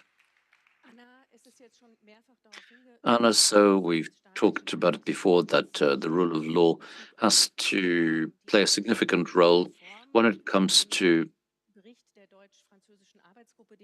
the expansion. You've worked in the German Franco parliamentary group, and where the rule of law plays an important role. This is there's an own chapter in there. How can the rule of law and democratic legitimacy of the EU, how can we strengthen those? Perhaps as a reaction to what's just been said. What do you say to the idea that strategic policy must have the upper hand? Well, I like it because I think here in the EU, we're not really capable of strategy at the moment, of course, and this is due to several factors. And I'm just going to talk to you about traffic so that everybody can follow me on a Friday afternoon. At the moment, we see that in the EU that we take the shortcuts. Like at the moment, we had a next special summit where the heads of states and government were there, because one needs 2 months more to think. This shouldn't be possible. And of course, there's other examples. And of course, we found a shortcut, and of course, it worked as so often. But my fear is that when we want to reform the EU for expansion, is that it leads us into a cul-de-sac afterwards. That we can't, because we've taken too many shortcuts, and so Jean, I agree with him. In the current treaties, there's an awful lot in there that we actually need in order to increase our capacity for maneuver with the passerelle clauses, with the other rules, like the rules of the coalition. And a lot of other people in Brussels saying as well that the Lisbon Treaty is enlargement proof.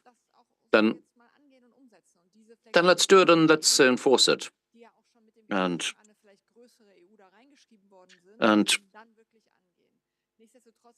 then, of course, then we need to think about this, and then I come to my second point. The topic of the rule of law. This must be the foundation, the fundament. And this comes back to what Jean said, is that the EU and also the solidarity of the member states between another is not a one-way street. Because we were dealing up money from German taxpayers for purposes that we can co-decide for. If we're against corruption, if we don't trust countries with respect to corruption and everything, or with democratic processes, then of course, solidarity is not a one-way street. If we don't agree with the way the country is run, then we don't give the money, full stop. And we've got to make sure that this is applied properly. We've got to be able to apply this, as the experts have said this in the report. And And then if we think of an Article 7 process and procedure, this is one of the points where we can talk about treaty modification, because the rules and these are the high hurdles of the voting majorities to make sure that, so like we need unanimity at the moment to make them properly effective. And we've got to bring these hurdles down so that this instrument can really have teeth. And we need this anyway, but after an enlargement or expansion, this, when we see there's a violation of the rule of law, sorry, I just want to interrupt you. To bring that down, there is the problem. To bring this down, we need unanimity. Even if we want to use the passerelle a little more, or we don't want to have unanimity for Article 7 anymore, then we need unanimity, and this is the problem. And I've seen it quite a lot in the European that we sort of like, it's just a lot of hot air a lot of the time, and it's a bubble that bursts. And I hope that the real Europeans just don't manage to get things done. I don't see how I don't think we can get unanimity for treaty modification. But if we don't try, we're not going to make any progress at all. So we have the Lisbon Treaty. We managed to get that off the ground. We've managed to support Ukraine in a way that nobody could have imagined 3 years ago.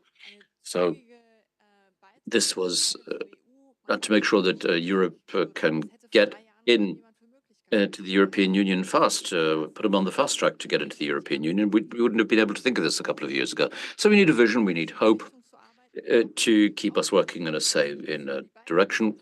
Of course, we need unanimity for the accession. So we've a lot sitting on our plate for the next few years within the European Union. And this is the way it always is in the EU. We've got to talk about it, see what we can do, how we can do it, and how we can get the majorities in the package at the end. And then just at the end, just to make another analogy with traffic, and this isn't populous in the green, I think we should come away from the speed limit. So, sorry, that just slipped out, This, wait.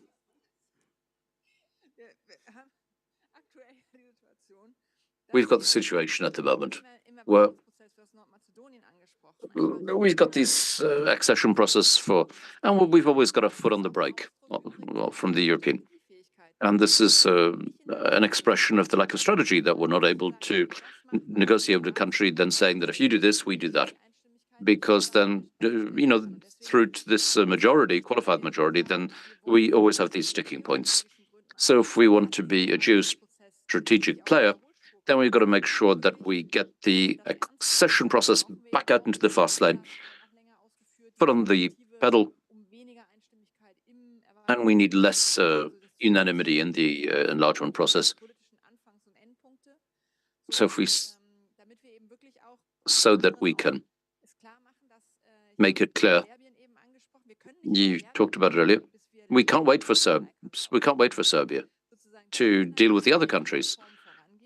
The countries that are moving along fast, we've got to move along fast with them. Like Montenegro is doing a lot of things. We've got to let them overtake Serbia, which means getting them on the fast track. Thank you, Anna. I would like to ask Mr. Asselborn and Reiter to talk about the idea of the speed limit. Do you see that as well? Is the speed limit with the bicycle, or? Annalena's right. Anna, sorry, is completely right. I am. It's just that I've been so long involved that now my fingers have been burnt so many times now that I know that we need a concept, we need ideas, we need to know what we can attain and not attain. And in the history of the finance crisis and each country, we were talking about money, everybody had to agree and see which, especially the Germans had to decide that what had to be done.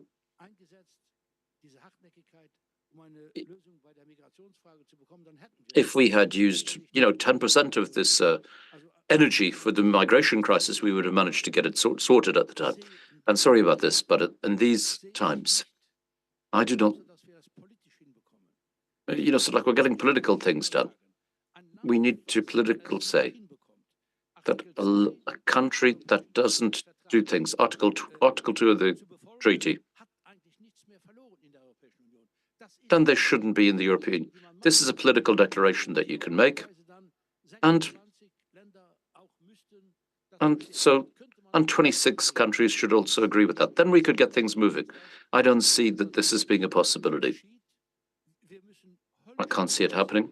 We must really watch out that this Fitzo and maybe others that are hidden in the woodwork, that they don't go in the wrong direction. Yeah, of course, speed limit, I agree with everything. I'm on your side. We must make sure whether the motorway enables us to get to that speed. I'm a little surprised, but I think that the change in Poland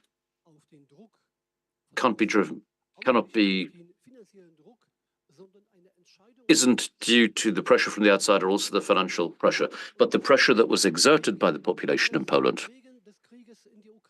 and also due to the war in Ukraine. I think that they've understood that this isolation in Europe, they can't afford it anymore. This is why I'm skeptical about the fact that if you take them money away, then we can get them to change their mind. I'm not sure that works that way. Moreover, the situation that we have is sad and was unbearable, but it drove us to start playing politics and to make deals. And sometimes this is the way you've got to play in the EU.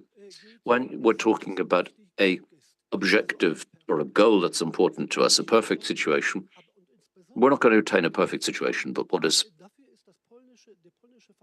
this is why the Polish case is interesting and lead us to understand why it got us to this decision on Poland. I think that my hypothesis, I don't think it's due to the money. I think it's due to other grounds entirely. Terry, I would like to ask you what role you see for the European Parliament.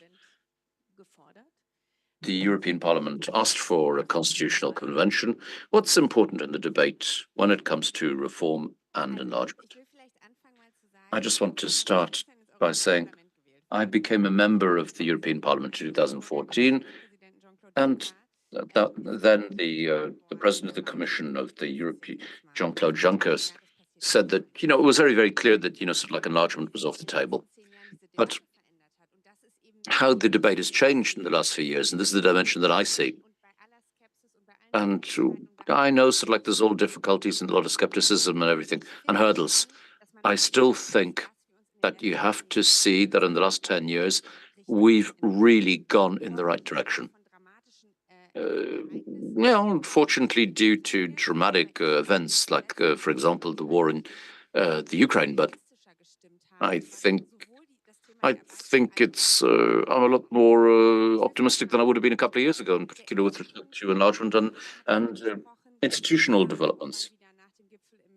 And this drama with Orban and the summit in December, until the last minute, we sat there shivering, trembling, thinking that the member states are not going to stand to what they've said. And then they stood up, and Viktor Orban flinched, and he didn't get anything in exchange. And I think we've got to say this out loud, because before that one happened, he always got something. This is why I'm of the opinion that the other, and of course there are others that are a problem, and Fico as well, but I think that the people are, he's got to the end of his road, and I think the people are sick of him now. And if we talk about Article 7, when we're talking about a dynamic, about the end of unanimity, and I don't think this is the European Parliament. The European Parliament is like that for a long time now. But I think that this gives us a positive dynamic. The second point that I think is very important, and the geostrategic position of Europe has dramatically changed in the last few years. And I don't just mean Vladimir Putin, I also mean the role of China. I think until a couple of years ago, this is the case in Germany and Berlin, there was a lot of naivety with respect to China. Not always, not everywhere. But I think people are a lot more clear about what role China is playing, and that there's a lot more rivalry with China.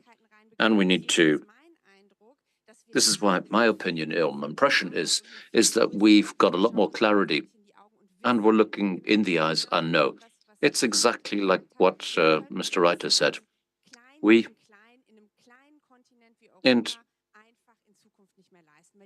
can't afford these wars between tiny parties in a small place like Europe anymore.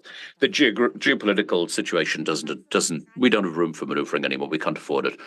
And I know that after years and years, I'm a very Eastern and Southern European, Central Europe, and sometimes this Southern Europe. And when people in Paris and Europe, we'll settle that between ourselves, and it doesn't matter what they think in the East or the South or anything else. And I think this has to change. I think this is broken in the last couple of years. Maybe it's uncomfortable for people who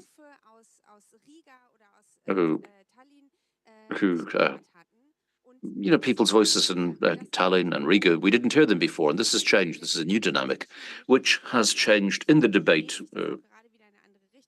This is going in a new direction now, but what has given me hope is that, especially with respect to what's happening in Ukraine, we've got a lot more clarity there, what we have to do as the European Union. But last point, Chantal has just said that when you look with respect to the enlargement and reform process, I'm not as skeptical as other people, but maybe it's because I haven't been involved in the middle wheels for so long. But I think that it won't work without a lot of lubricant, and lubricant is money. So we're talking about the debt rules and the debate here in Berlin. Then we're talking about if we're looking at the renaissance of austerity, then it's not going to work. And I don't mean that just with respect to defense and security policy. I mean it with respect to any other steps of reforms. When we look at the CAP, what's going to change in Poland when Ukraine comes into the European Union? And then you're sort of like saying you've got to get less money. You're only going to make things work and make it accepted if we make the cake even bigger than before. And I think that the return of austerity in the next couple of years with respect to accession and enlargement and reforms, we don't want things to block because of this, due to money. And there's a last point, and I know that this is something that we're going to develop from June on this year. We want the Constitutional Convention. We want to have this institutional debate.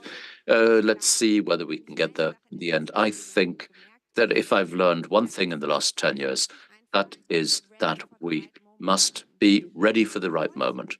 And that means that we can't answer every question straight away, but we must be prepared for them. We must have done our homework in advance, that when the moment happens, that we can strike. And with respect to the integration when it was successful, this is the way it's happened in the past.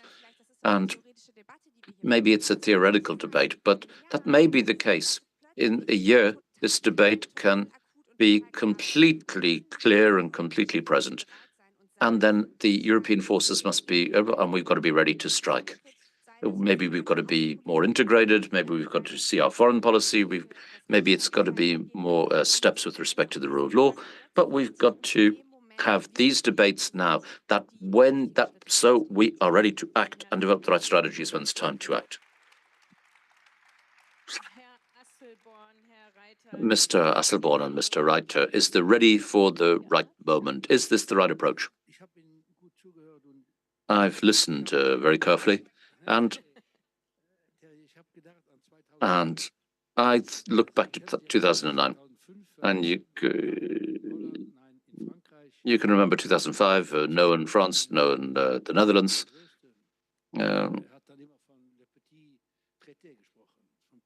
And he always talked about the little treaty.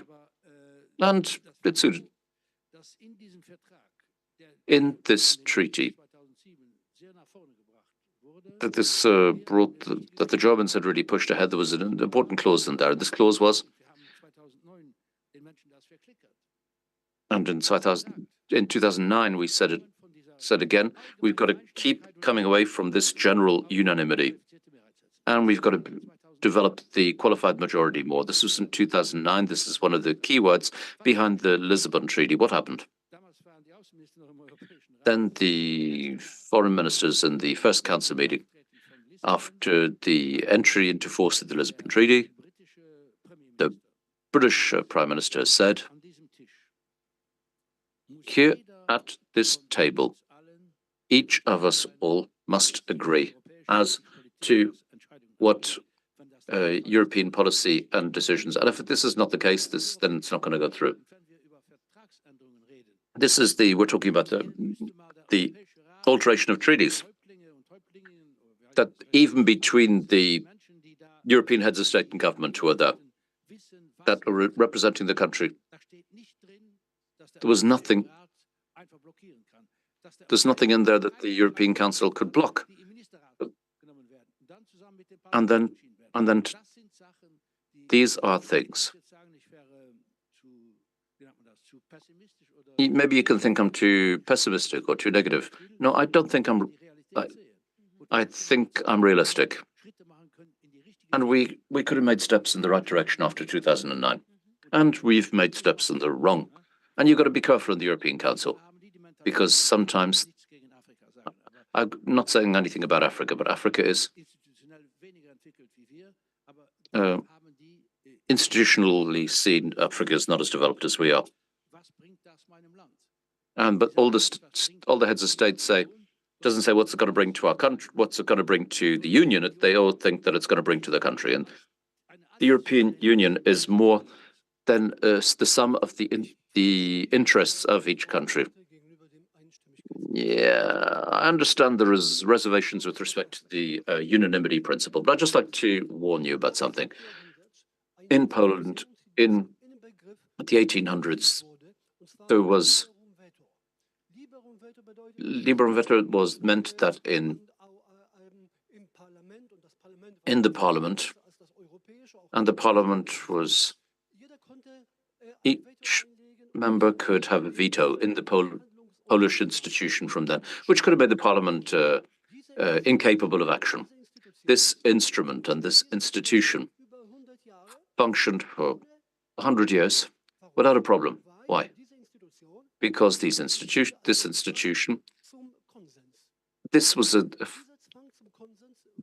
was a force towards consensus. Everybody understood it as being a pressure towards consensus. And so all of a sudden, then this acceptance, and somebody acted against the underlying principle, because the veto shouldn't be used lightly. And then when one starts, then they all start. And they forgot the meaning behind this instrument. No institution, no right legal principle is so perfect that it can be protected from misuse. This is there to develop the art of developing consensus in a free discussion. And I think that it's there as a warning that people who think perfect solutions, that doesn't exist. But in the Treaty of the European Union, it states in there that in the Council of Ministers, that it can be decided with a qualified majority. So we don't need to agree on it. It's already there. That's the problem. I know, I'm turning it around a bit, but thank you very much. Now you're going to have the possibility to react. Now I want to ask Tony, what's important if we're talking about further enlargement or reforms, and how do we make sure that if we get rid of the speed limit, how can we guarantee solidarity and make sure that the European Union stays together? I think that in my eyes, what's the most important is that we've got to be a lot more creative than the past as to what the various possibilities are, and in particular, if I look at regions like the West Balkan regions, there's a lot of difficulties. There's a country that's making a lot of the Montenegro is making really good progress, but one of the main obstacles of letting them in is, and this is why we're saying that they're saying that the country can't become a member because there's always a country that votes against it. So we need to get rid of it. This is unbelievably stupid from a strategic, because China have a lot more influence, and this is also a public international law principle when it comes to the European Union. And when we get a restriction, then we need to stop using the veto. I think it's a bit unfair because there's 27 people who've got a veto, and there's 28 and one doesn't have the. I think we should start thinking about the impossible, or when we've got this unending debate about qualified majority or about unanimity.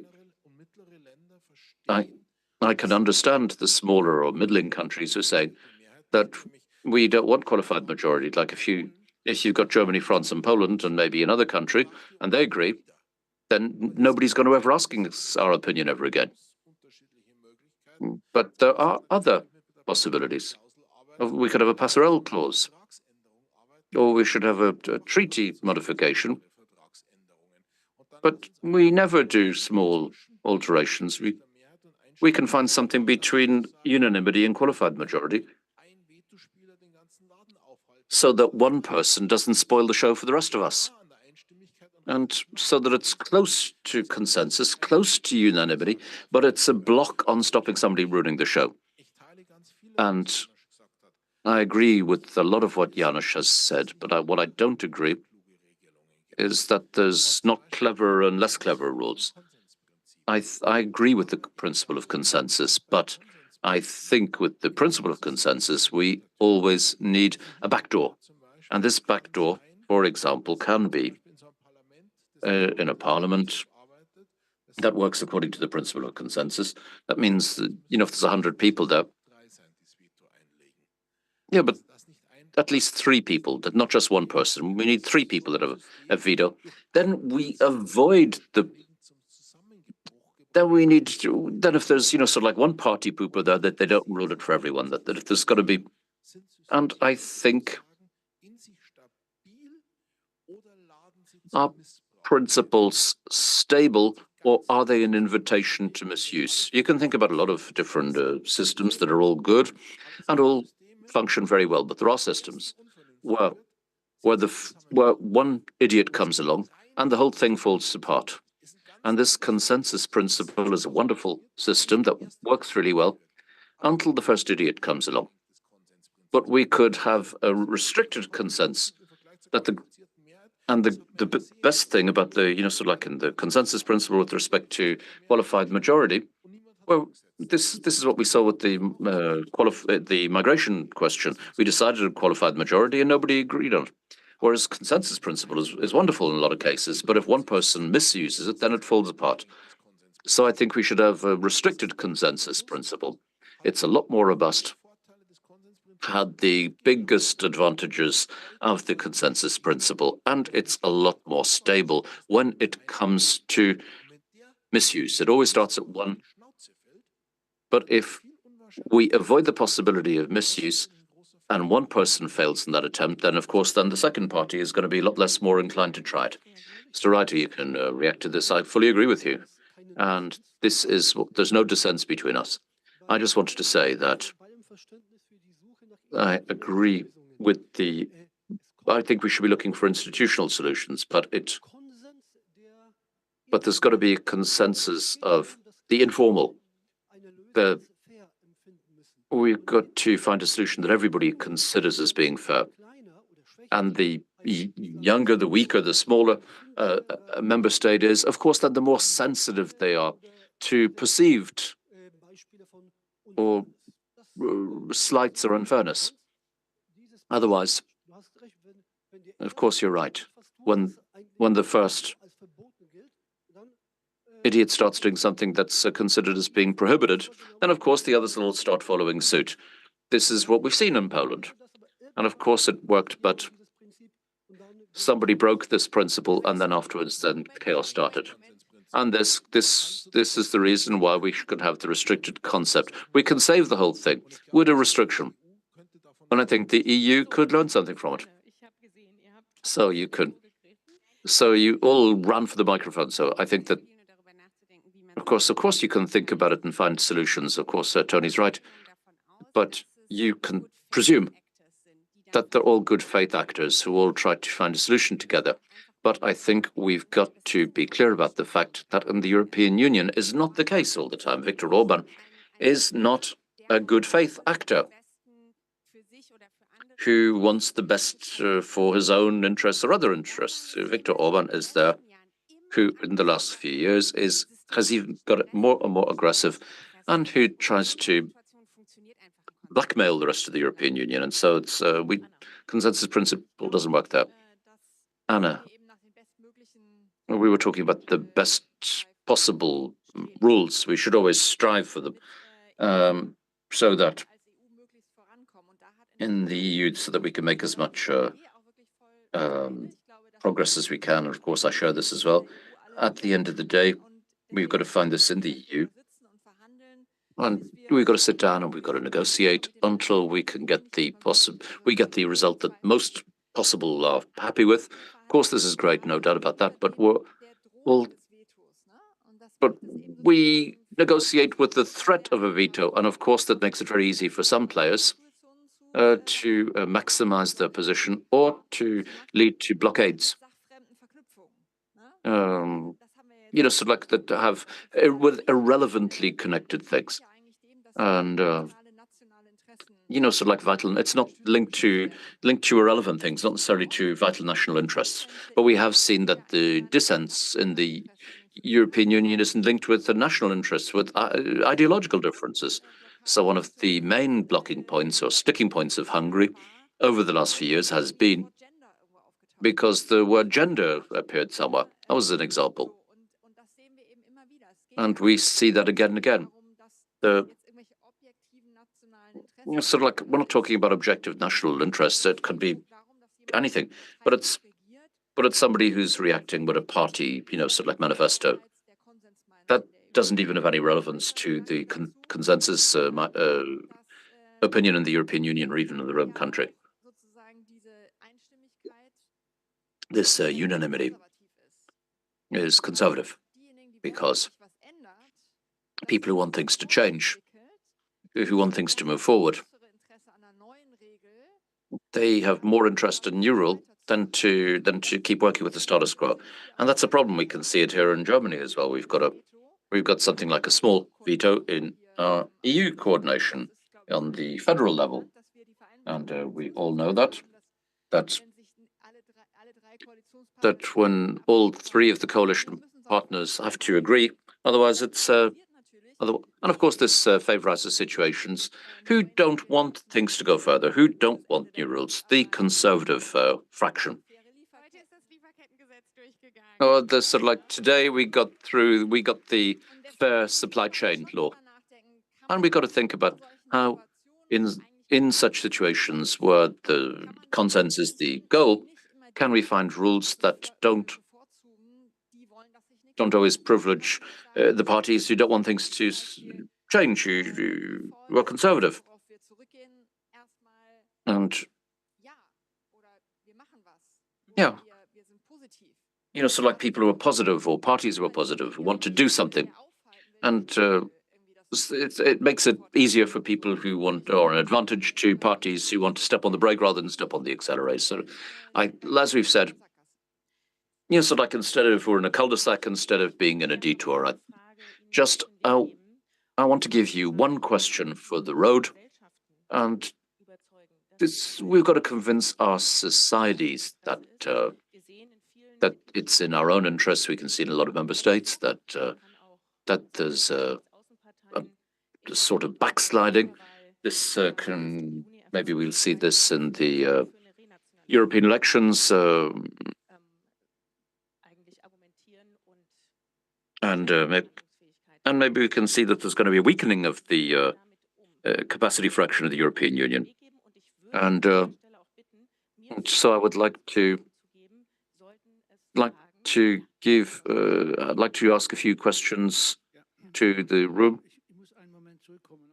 So I just want to come back to what we just said and what Tony said as well.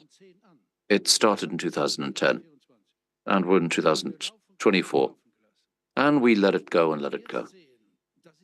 When you now see, and for me this is the biggest danger, this is not a theoretical danger, when you see what happened in France between Le Pen and the traditional right party, that the successors to the Gaullists and the liberal parties, who are called Les Républicains, so not only in migration policy, there is not a cigarette paper between them and the the extreme right. So that can also happen on the European level. And when you see how the European People's Party and is developing and says that the Rwanda solution is a good solution, I'm just giving you that as an example, that what Le Pen has tried to do in France, Le Pen is doing it with Orban and with other actors and stakeholders as well. And there are candidates out there. And they're going to try to get closer to each other. They're going to try reach out to the European People's Party and to the classical right. And this is what we've got to be careful of, that if this happens, then the values of the European Union aren't the values that everyone here around the table is. I'm the only red here. I don't want to monopolize that here, but I really do think that, Anna, you're right. We've got to look how we can make more progress with integration. That how the enlargement isn't something that's going to be like a clubbed foot in the region. We're a peace project, and we've got to keep working on it as a peace project if the will is there. I cannot see, with the best will in the world, how we can make progress with Turkey at the moment. But I do see, like you said, Tony, that there are countries in the Balkans where we could make progress, but where the will is not there. There is one country that we could do it tomorrow. That's North Macedonia. We could do it tomorrow. Then again, we're in a cul-de-sac that I haven't understood and I can't understand. It's been going on for 3 years, where Bulgaria sees something due to a tradition or a language or God knows what. So let's look at the problems. Let's look at them in the face. That there can be coalitions that can be there that can overthrow the values of the European Union. We must have the courage to stand for expansion and enlargement, and not just in the Balkans don't belong to the Saudis, don't belong to the Russians, don't belong to the Chinese. They belong to us. And if something happens wrong there, then it's our responsibility. I'm just going to take a couple of questions from the public. And the question with respect to the shift or swing to the right, how does this have an impact on a geopolitical expansion or enlargement? I know that you've got to go, but I would just like to take a couple of 2-3 questions from the public and see how which ones does the EU, with respect to Orban, is there a mechanism to kick him out of the EU? Is it so realistic to do it painlessly without bringing about reforms? And isn't it true that the rule of law is always behind the geopolitical interests? And I'm going to start with Tony. I think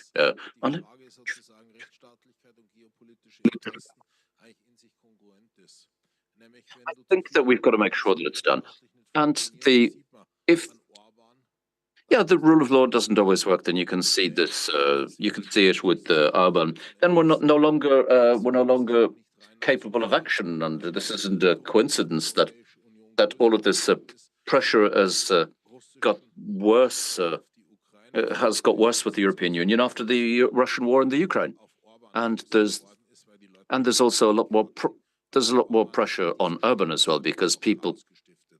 But he still caused chaos even during this situation, different time, and now at the swing to the right. This is influenced from the outside. In particular, the right radical, there's a lot of them who are involved in social networks and with Russian propaganda. I think we've got to be aware of this. That a lot of these radical right, they are the enemies from the inside who are financed and supported by Russia, and they're trying to attack us here on the inside, and we're trying to weaken European democracy. And we've got to understand that Russia is attacking them, not just attacking Ukraine, not just Moldova, and not just Georgia. They're attacking us, our elections, our open debates. We are continuously attacked from Russia, and an attack, it doesn't go away. It's insofar as you ignore it, it's just going to get worse and worse. We've got to understand, and we're going to have to come to terms with Russia at one stage or another. I want to say something with respect to the swing to the right. I do think that I think we have got to say very clearly to the citizens what's going to be decided this year. We're deciding whether the European Union is going to be capable of action in the future, not just with respect to expansion or foreign policy, with respect to all questions. We're a European Parliament. We're not like in the Bundestag, where there's an opposition and a majority. It's always a melting pot of majority and minorities. So once it starts that there's a very right-wing majority in there, then the whole negotiation dynamic is going to be completely blocked. And I think this is a situation that a lot of people don't quite understand. When we suddenly make them kingmakers there, they want to get rid of the European Parliament. They don't want any more European decisions. They don't want any more European integration and common solutions for problems. Then they're going to block the European Union. I don't think they understand that. Sorry, I have to say this straight away. I know in the Council and everything, there are a lot of people, a lot of convinced Europeans, but de facto, in a lot of places, the European Parliament is then, if things are doing it, it's because we've got it through the European Parliament with qualified majorities there. And then we've got the Council positions, and then everything is negotiated. And then sometimes we get this mixed thing at the end. But if we don't have the Parliament as the driving force for progressive legislative lawmaking, this means that we're going to be politically, financially blocked. The big questions that we've got to think about and decide about, we're not going to be able to make any progress with them. And this isn't just relevant when we're talking about geopolitics and to Russia, but in all other questions, so that people are clear what is really happening in our countries on the 9th of June. The second point I wanted to make was, which I've forgotten. What was the other question? Rule of law and kicking Hungary out. I can understand, of course, de facto, according to the treaties, we could kick somebody out of the European Union. But if I look at the conditionality of the rule of law, and when I look at the procedure under Article 7, when people who don't respect the ground rules of the European Union, that they don't get any more subsidies and they don't have any more voting rights, then I think this is a very far-going sanction that at the end, you don't have to throw them out, you get them to bend. You can isolate them in such a way that from within the European Union, that they can't do any more damage. This is why we need a functioning Article 7 process, because there are a majority of other countries who want to take voting rights away from Hungary, but as long as there's no unanimity, then they're not going to make any progress with it. That's why I think it's important that we reinforce and beef up the Article 7 process so that people like Orban, even if they're part of the European Union and stay there, and I think for a lot of Hungarian citizens. It's very important that they remain part and parcel of the European Union. But this is, I don't think we should advocate for throwing them out of the EU. But in Poland, the people also talked about kicking them out, and they talked about kicking Poland out, and they didn't. And finally, they voted a new government, and how lucky we are to have them there. So the conditionality of the rule of law, I think we should leave Article 2 to the side and beef up Article 7.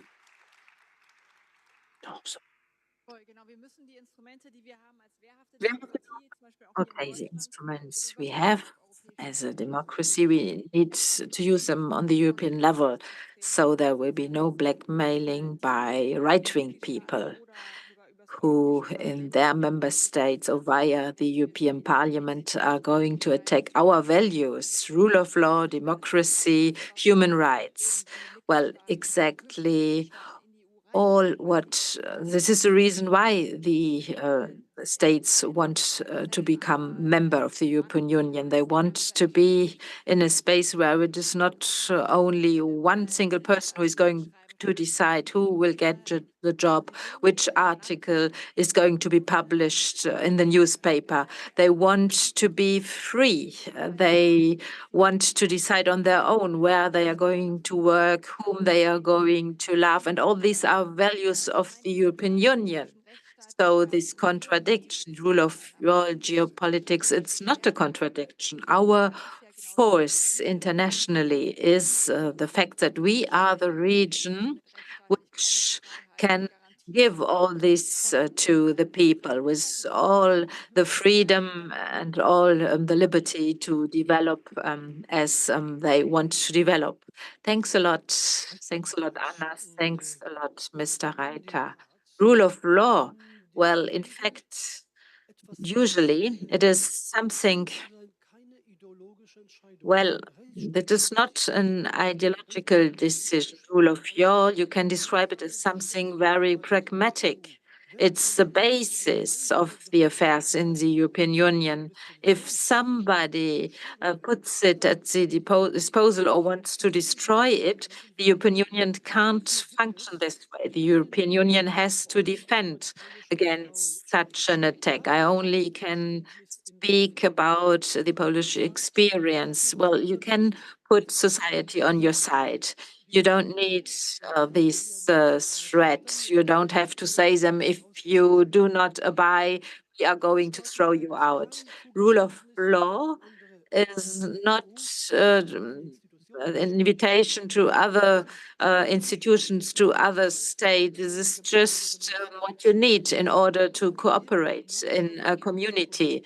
So you have to a pragmatic description of this problem. So this will be understood by people. If it becomes ideological, and if it has to deal with questions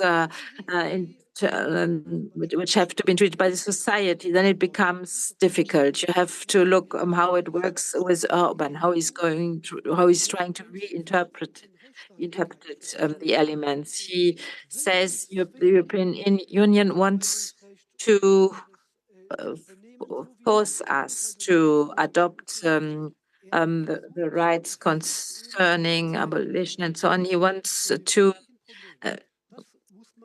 avoid speaking about the real problems. So you should give him an easy task to throw out a country. Well, the answer has already been given. If somebody in Poland, if somebody would have wished to throw Poland out, where would we be today? Of course, we can discuss this question. Well, maybe Hungary needs to be thrown out, but if we take it in serious and if we don't want geostrategic, and if we don't have a lack of power. So we can't speak as if geostrategical aspects do not exist. We are not living in an abstract space. We are living on this planet Earth, as Heinrich Heine has put in it once in a time. So, well, it is on these Earth, planet Earth, where you have to find a solution for the problem. So Hungary is a good example. I'm convinced in Hungary, people are going to take their decision on their own. Maybe it will still take a little time, but I'm very convinced the people in Hungary are going to take their decision. The people in Hungary, well, they will not just be satisfied with the answers they get to the very complicated questions they ask. Thank you, Mr. Asselborn. Very briefly, we have spoken about pragmatic aspects. The 7th of June, there will be the elections for the European Parliament in Germany and in 4 other states. Young people have the right to vote. And well, the question, independently if these are young people or older people, everybody has to find the answer to the question, do I want to continue to live in a country where there is Erasmus, where there is Schengen, so that you can go to other countries without having to pass the border. So you don't have to vote for those who destroy Europe. So this is AfD. So you have to tell the people that they have to assume the responsibility on their own. And well, it's not just a vote. There are a lot of people behind. Well, young people, younger than 16 people, I think, well, it's not all European states who can vote. I hope that next time it will be all countries sending also the youngest to vote, because this is what we have got to wish. Thanks a lot. It's the end of our conference. Terry, Toni Hofreiter. I say thank you, Anna, Mr. Reiter, Mr. Asselborn. It was a great pleasure to discuss with you. And it's clear we need more space. We need more conference in order to work. It was a great pleasure to be with you, to moderate this day. So now I give the floor to Toni Hofreiter, to Chantal Koff, and they will close the conference. So thank you for your great questions. Thank you for your participation. And well, we will just meet again next time.